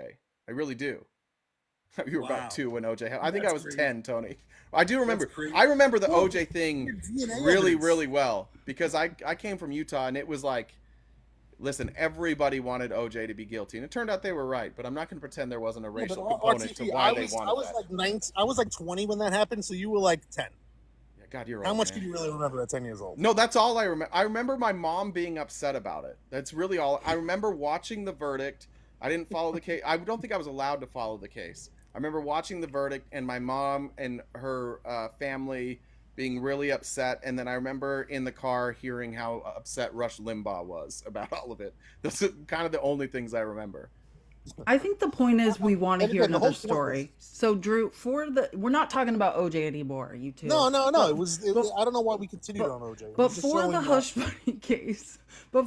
money case, I think what the defense really needs to do, like a good defense, which by the way, this is like Todd Blanche's second case, I think, as a defense lawyer. Like he's a prosecutor. He worked for the DOJ. I mean, so I don't even know if he's doing such a great defense. Like I felt like he should have gotten Michael Cohen off the stand. I think Fox was even saying Michael Cohen doesn't need to be on the stand anymore. They're losing the jury. But in the closing arguments, like he needs to come up with an alternative narrative. Like you're saying it didn't happen like this. Explain how it happened then. Explain another scenario where this paper trail, these witness statements, just tell us the story of how this makes sense another way. And I think, like you said, it's just their job. You just need one juror, you got to poke holes, and that's true. But also a good defense lawyer, like if it didn't happen the way they're saying, can you just give us a way it makes sense? Because I can't think up another scenario. There's no other scenario. Right. Well, none of us are lawyers on here, so let's not pretend that we are. But what I'm thinking, Drew, that has nothing to do with it. Tell me another scenario. The only other scenario is Michael Cohen, out of the goodness of his heart, a man you are saying is a career criminal, a thief, a liar, out of the goodness of his heart, with no intention of being reimbursed and never had any conversations, even though call logs say very differently, decided to do this. Go ahead. He was looking for he was looking to go to the White House, this maniac.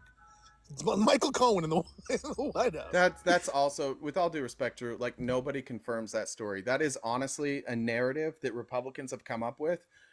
There's nobody that says that Mike. In fact, there's text messages. The way it's introduced in trial, just to be technical, is Michael Cohen's daughter cared about it more than him. Like his daughter was text messaging him and saying, hey, like it seems like all these people are getting announced, like here's their positions. What about you, Dad? Kind of thing. And that's how it's introduced. And Michael Cohen said like he wanted to be considered, but logically knows he doesn't have the experience. I don't. Maybe that's what he said to his daughter. Like that. There's a bunch of testimony from the hearings. Of them saying that Michael Cohen wanted to, and Michael Cohen even says, call Reince Priebus. He'll tell you that I was offered multiple jobs that I didn't take, and that he hired his own attorney, which I don't know if it was Costello or not. I can't remember who he hired. He hired his own attorney to come in and sit with Trump and explain to Donald Trump why it was beneficial for him to have Michael Cohen as his personal attorney rather than general counsel. So I don't think that Michael Cohen didn't want to be part of it. I think that at the end of the day, Michael Cohen got the job like he testified that he wanted. He wanted to be personal attorney to the president, so not necessarily in the administration, which is exactly what he got. And if you look at what they tried to smear him with, he made way more money doing that, because then he was able to take contracts from these other companies and make millions of He dollars. wanted the consulting fees for opening the door wasn't to personal Trump. attorney to the president. He wanted the He wanted to be an was. influence peddler. Let's all say what Michael Cohen wanted. He had 5 clients in 2018 other than Trump, and made $5 million. Like, he was making a lot of money being the gatekeeper to Donald Trump, and he didn't want to be a government employee, probably because of also the taxi medallions. Like, he was, like, he probably didn't want to be looked into. Like, yeah, I think ultimately Michael Cohen was a criminal, and having proximity to Trump was probably better than being a government employee who was going to be scrutinized. I think you may be right. I think it might have been better. I think it was better. But I don't know if that's what he wanted. He seems like an egomaniac, and he would have loved to have been sitting in the White House. No, I think you're right. He is an egomaniac. And I think that what this allowed him to do, general counsel, like, is multiple people, right? So it's not even like counsel to the president. Michael Cohen, as personal president, is as close to the president as anybody else. That's probably the highest position you could have if you're Michael Cohen. VP was already taken. He wasn't going to get like head of the FBI. That was probably the highest job he could have. What Michael Cohen was, and he wasn't getting any position in the White House. I think he knew damn well what Michael Cohen was and what he was good for, and what he was useful for. I don't know. Like, listen, the amount of criminals and people with checkered past that Donald Trump hired to work in the White House is a long list. People that have far more criminal activity than Michael Cohen. People who were far more corrupt, who literally were like Russian and foreign agents. I don't think he knew that though, at the time. I don't No, think he knew well, that. we knew that about Paul Manafort. We found out before about Trump. that because No. of Russia. Obama warned Drew. Trump about Paul Manafort. Obama gave him all the information. Same with Michael Flynn. Both of them. He was warned on Paul Manafort and Michael Flynn, and he brought them both in. And he said, yes, stick to it. And John Bolton. John Bolton's another one. Yeah, like you can definitely be a criminal and work in the White House. Like that's for sure. That really affected. That's why I didn't vote for Trump in 2020, because of John Bolton. Because I hate that fucking guy. Principled stand. I appreciate anybody who does not like John Bolton. I think we can agree on that. John Bolton sucks. Yeah. All right, Drew. Anything else? Yeah, real quick. Just in general, I know this is a debate thing. Yeah. But don't argue for war as a liberal. Don't argue for record oil prices, oil production as a liberal. And this is just a general thing. When you talk about, like, when somebody comes on and they talk about oil prices being higher under Biden, don't say it's record oil production. You guys hate oil. You're supposed to hate oil. I hate oil. I hate big oil. Wait, that's a fact, Drew. You don't want us to use facts in debate. Drew, hold on. The reason that we bring that up is because people say, I'm voting for Trump because Biden cut oil production. It's not that we agree with it. We're pointing out to them their own hypocrisy. If you're voting for the person who does the most for producing oil, it would be Joe Biden. I agree with you. But what you're confusing is us showing them their hypocrisy, and you're like, well, that's you arguing for it. No, it's not. It's absolutely not us arguing for it. It's us showing that, like most people, most Trump supporters, they don't know the facts of anything. They don't know why they're voting for Donald Trump. And I think there's one thing that is universally true. Donald Trump is a bully and he's cruel. And Republicans like that. They like that Donald Trump will show up and say the shit that they've been saying on Facebook. They like that he doesn't go out there and sugarcoat his thoughts. He just says what he has to say. I understand that. But then they try and hide behind, oh, we like him because of oil. And I just want them to be honest. We like him because he's a prick. Like that's why they like him. But this has nothing to do with us defending big oil. We're just showing them that, what they're telling us is untrue. Biden did go back on his word that he was going to.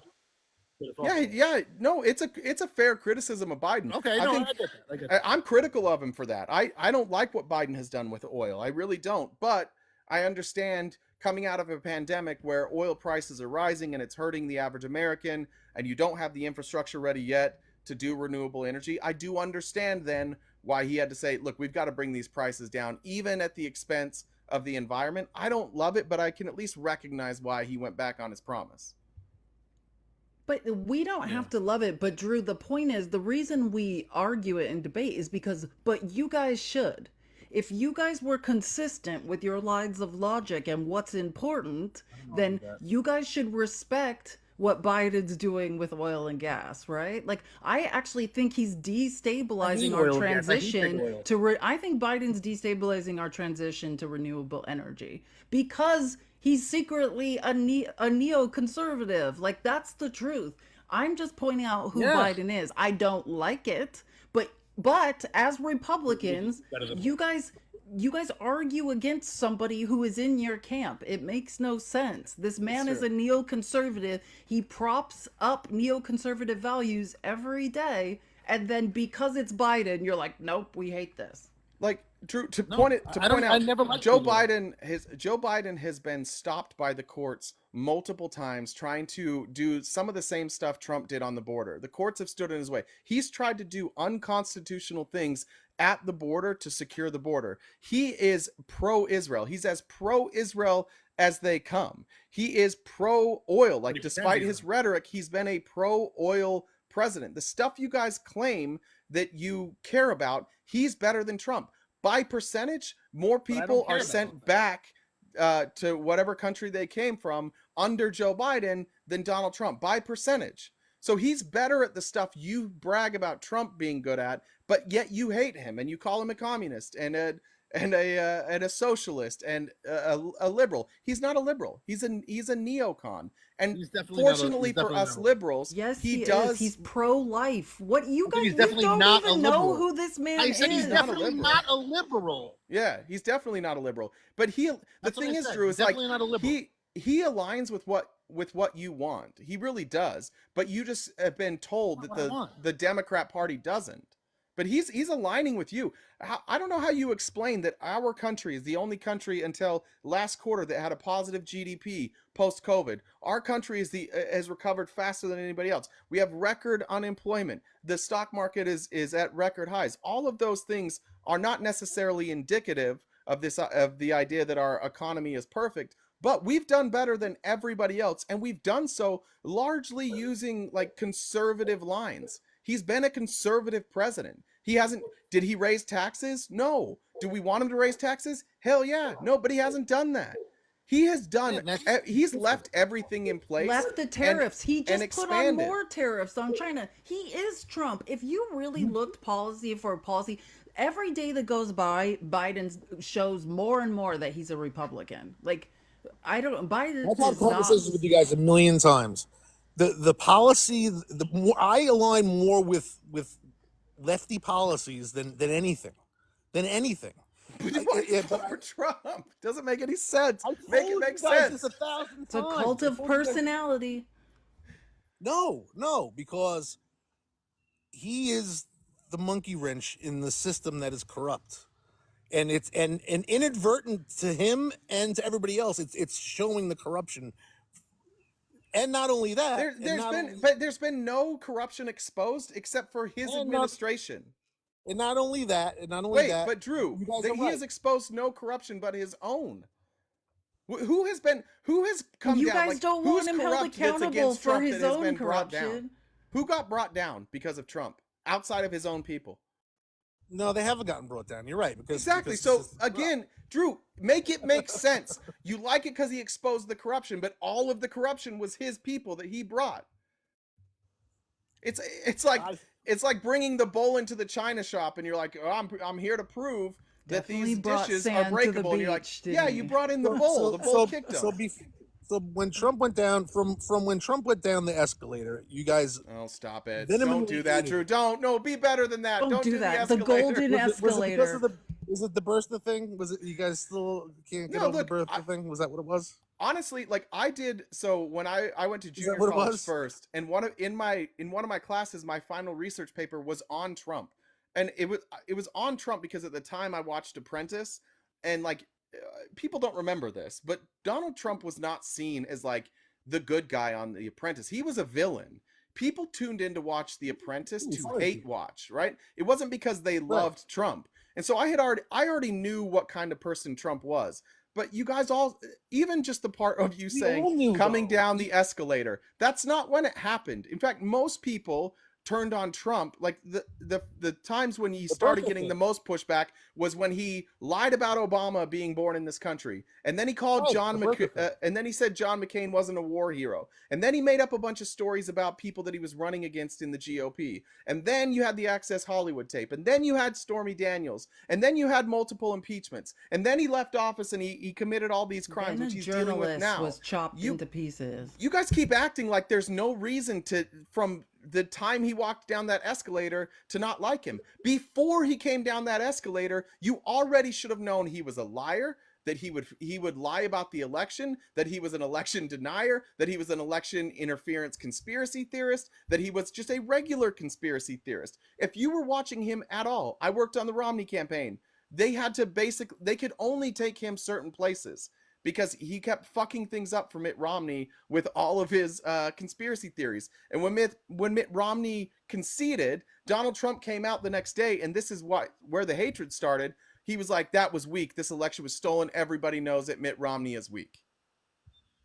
This is the reason why people like Donald Trump. Whether or not they want to argue the issues with you, because you guys bring up the issues, because that's a better argument, okay? I'll give you that. It's the better argument. But the reason why they bring it up is because he's brought up things that most politicians haven't brought up in ever, with the fact that we sold Like out what? our manufacturing overseas long ago. Obama talked about that.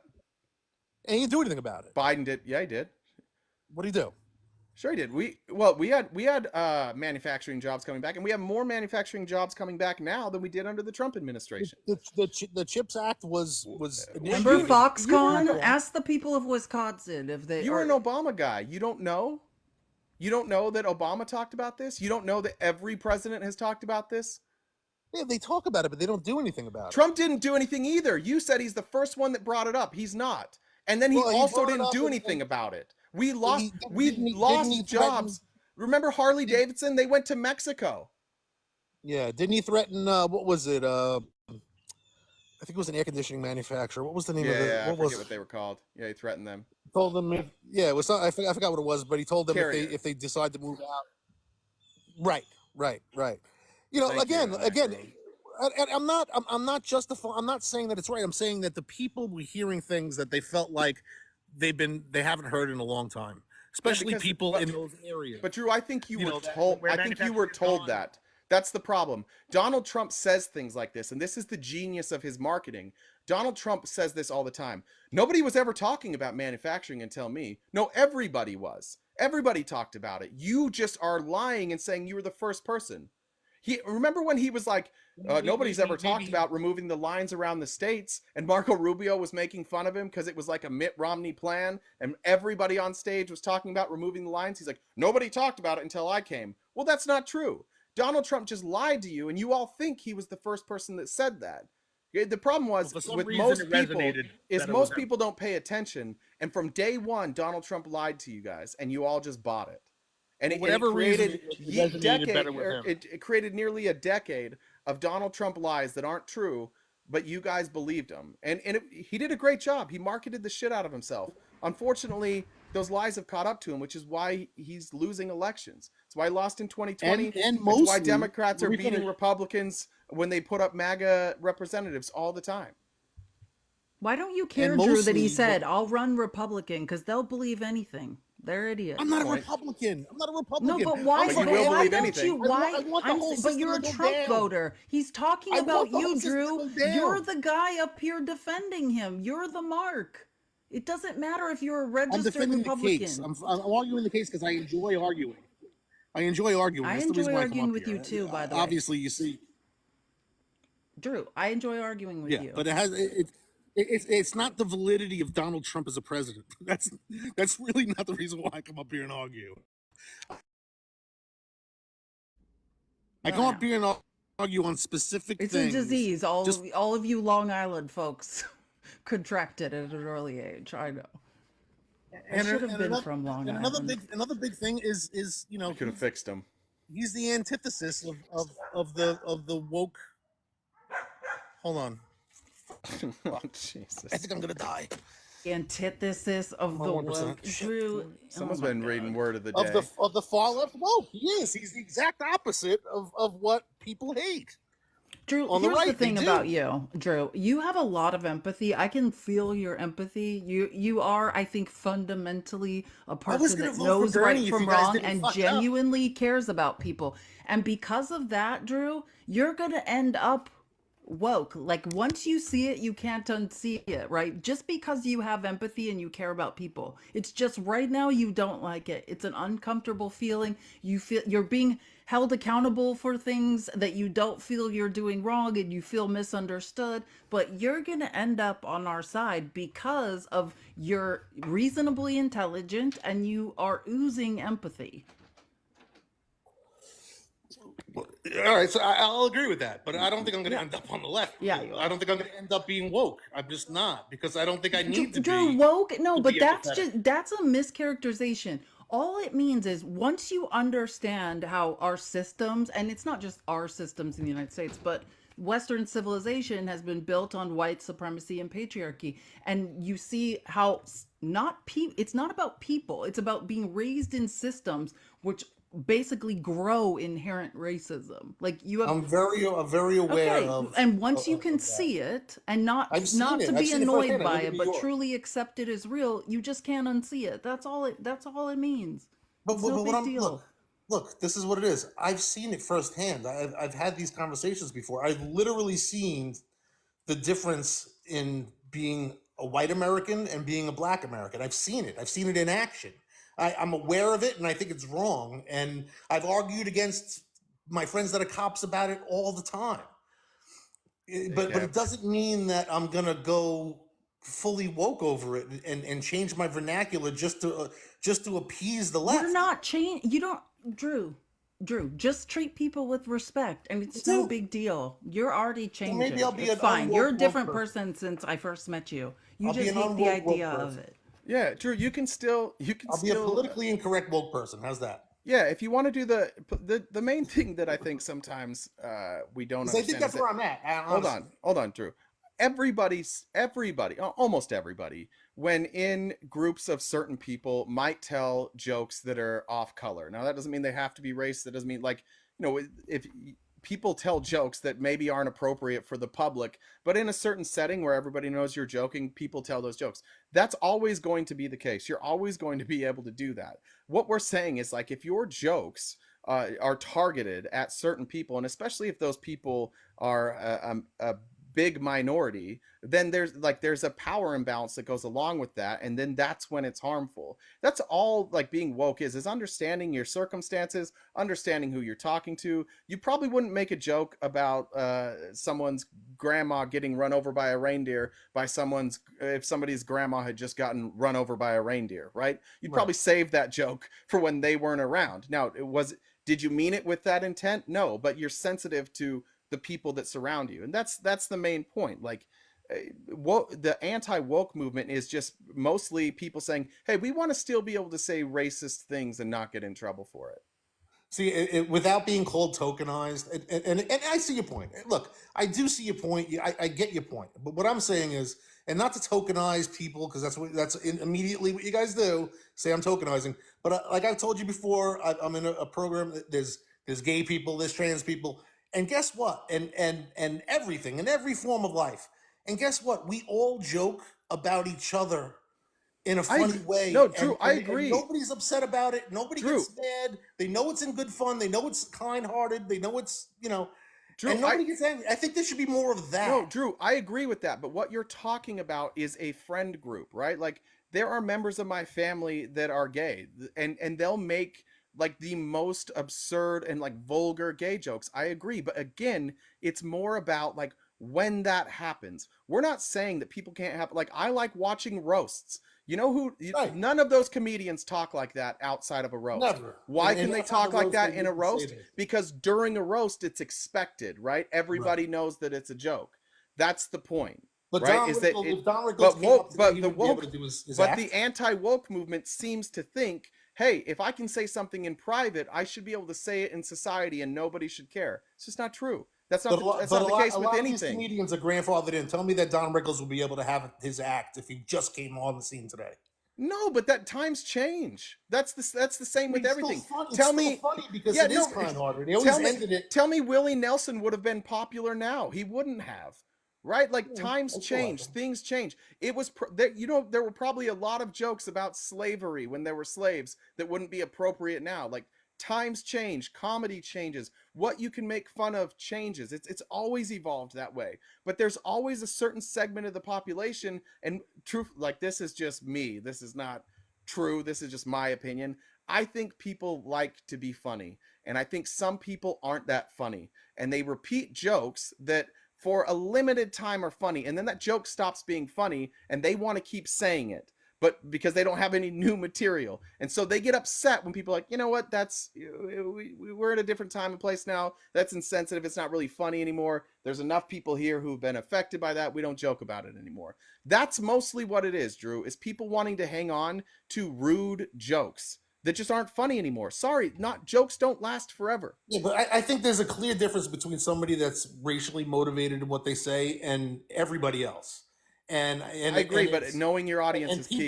People get thrown into that. But no, it's not the people. Everyone knows lynching somebody is wrong, Drew, but it's the acceptance of racial undertones that go unpoliced that perpetuates racism. You don't understand how ideas are perpetuated. Everyone knows that lynching is wrong. It's the sitting there normalizing jokes, normalizing the dehumanization of minorities. That is what perpetuates violence. Like, you don't even understand that when you guys joke around and, like, I was calling people pussy today. The reality of that is steeped in misogyny, because when men joke and say, oh, you're sensitive, you're a pussy, that's steeped in misogyny, dehumanization, and violence against women. At the end of the day, it's an insult to essentially have genitalia that is female, and no man would ever wish it on another man.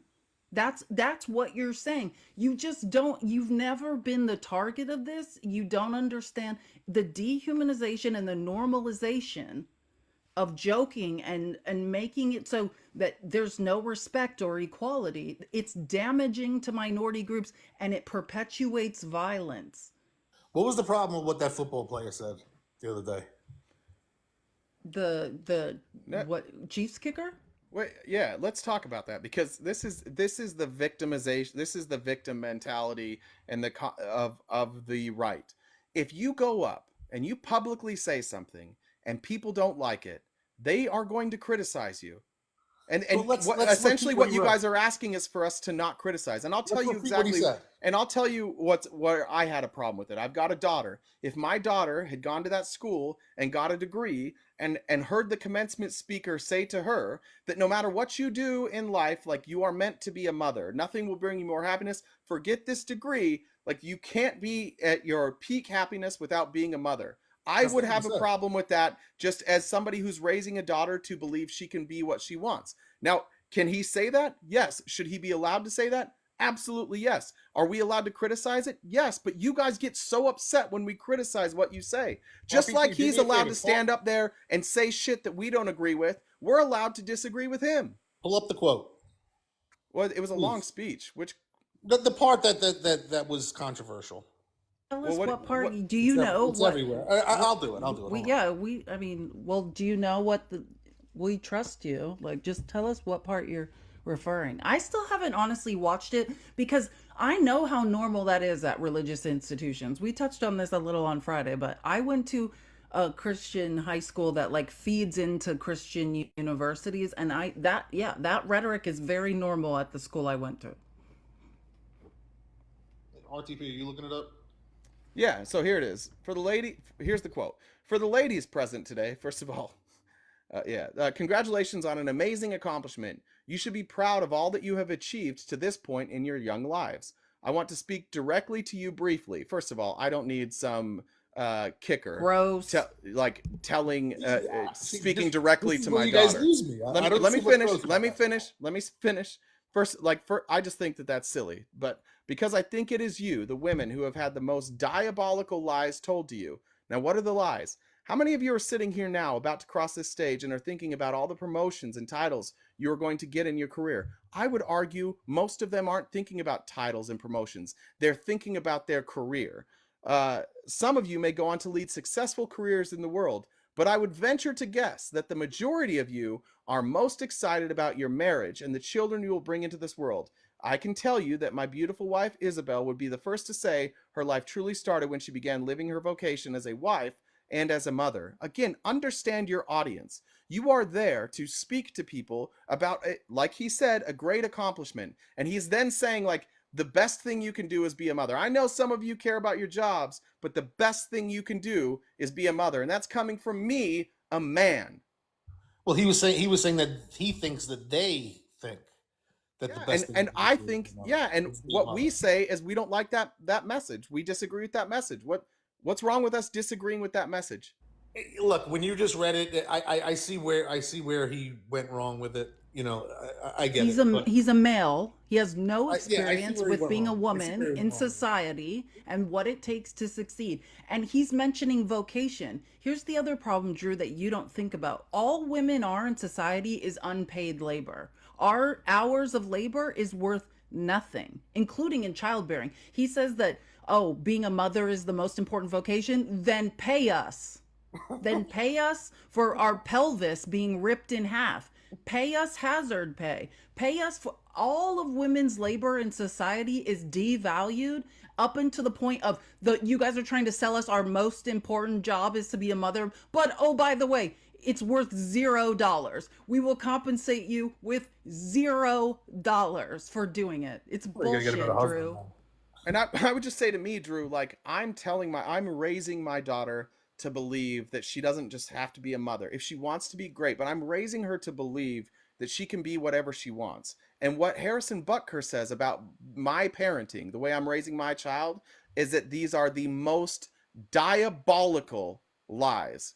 He's accusing me of not only lying to my daughter, but diabolically lying to my daughter. I'm seeing it now. When you read it to me, I get it now because There we I have 3 daughters and I want them to be self-sustaining and not have any. And are you gonna shit on your daughters if they don't have kids? No, of course not. No, of course not. Right? They gonna make their choices. That's if it. If they decide to go that route, I'm not going to say that in some way that's wrong either. Yeah, I just think you guys need. I just think housewife route. You know, that's not. I just wrong. think Republicans need to be a little bit more okay with being criticized. If you're going to stand on what you say, that's fine. Be criticized. You admit it's not popular. You admit that the world has gone a different direction. Like I said, I'll agree. When you read it out loud there, you know, I think I heard it differently. I think I heard it. It didn't sound like that. I get it. Look, you know, the way that he said it was. Okay, we're way over time. I gotta cut you off, Drew. We gotta get going. Okay. It was good talking to you, pleasure, bro. though, Drew, as always. Good day, guys. All right, see ya. Bye. Felice, do you want to add anything just to the? No, I think I mean it's gross. I think it's good, but that's the problem. It's women are not valued in society. Like think about we had a long conversation about this once, and maybe we should do another thing on it because the point of communism and why feminism and communism are so closely related is because it's an examination of women's labor, right?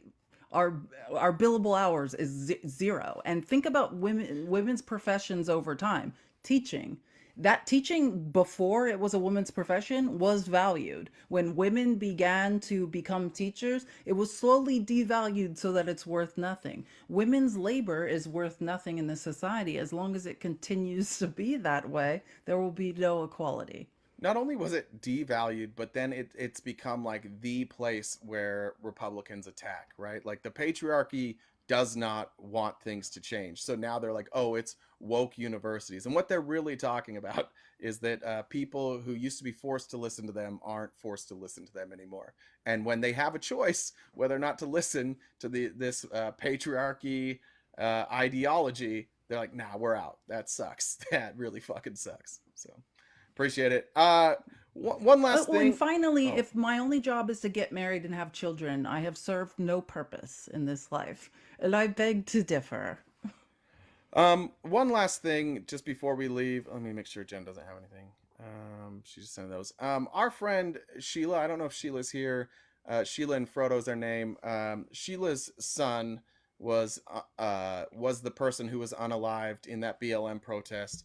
That Governor Abbott just pardoned her son's killer, and as a parent, I can't even imagine the devastation. I can't even imagine what Sheila's going through. I've been in contact with Sheila, and Sheila is going to fight this. She's going to do everything that they possibly can. I just need to point out, what Greg Abbott did is he was able to appoint everybody on the parole board, and then in right when this person was convicted, he said, I look forward to pardoning this person."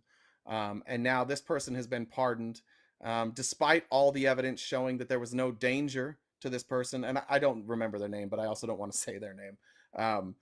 There was no danger posed to them. This was simply a person who had a weapon strapped to his back, which I know conservatives love because they regularly are out open carrying. This person was open carrying, never pointed his weapon at the driver, and the driver shot and unalived him. And Greg Abbott, in his infinite wisdom, has decided that this person should not go to jail. And I just want to point out the hypocrisy there, and the fact that this, I don't think any of this happens had that not been a BLM rally. I think this Yeah, and has Greg everything to Abbott was do with at Greg the Abbott NRA being, yeah. conference speaking on Saturday, spewing a bunch of BS too. Like, he is so in the pocket of the NRA that it is just unreal. He's so in the pocket that he's cut a hole in the pocket, and he's doing other things now too. But in our Discord, I have a link to a GoFundMe for Sheila. If you can go, her page is Sheila and Frodo, or Frodo and Sheila. I can't remember. The link to the GoFundMe is there. I also reposted a video that she had put up. If anybody can spare some money to send to Sheila, she's hurting right now. She's unable to work because she has to do all this. Bills add up. She's a wonderful friend, a wonderful human. And we are devastated for her. But anybody that can help, please show that love to Sheila. And that's it. We'll be back tomorrow morning and every weekday morning, Monday through Friday, 9:30 a.m. to 1 Pacific Standard Time. You can catch the replay on our YouTube. While you're there, like a few videos, maybe subscribe. It's free to subscribe over there. If you want an invitation to our Discord, shoot me or Jen a message. We'll get that to you, and we will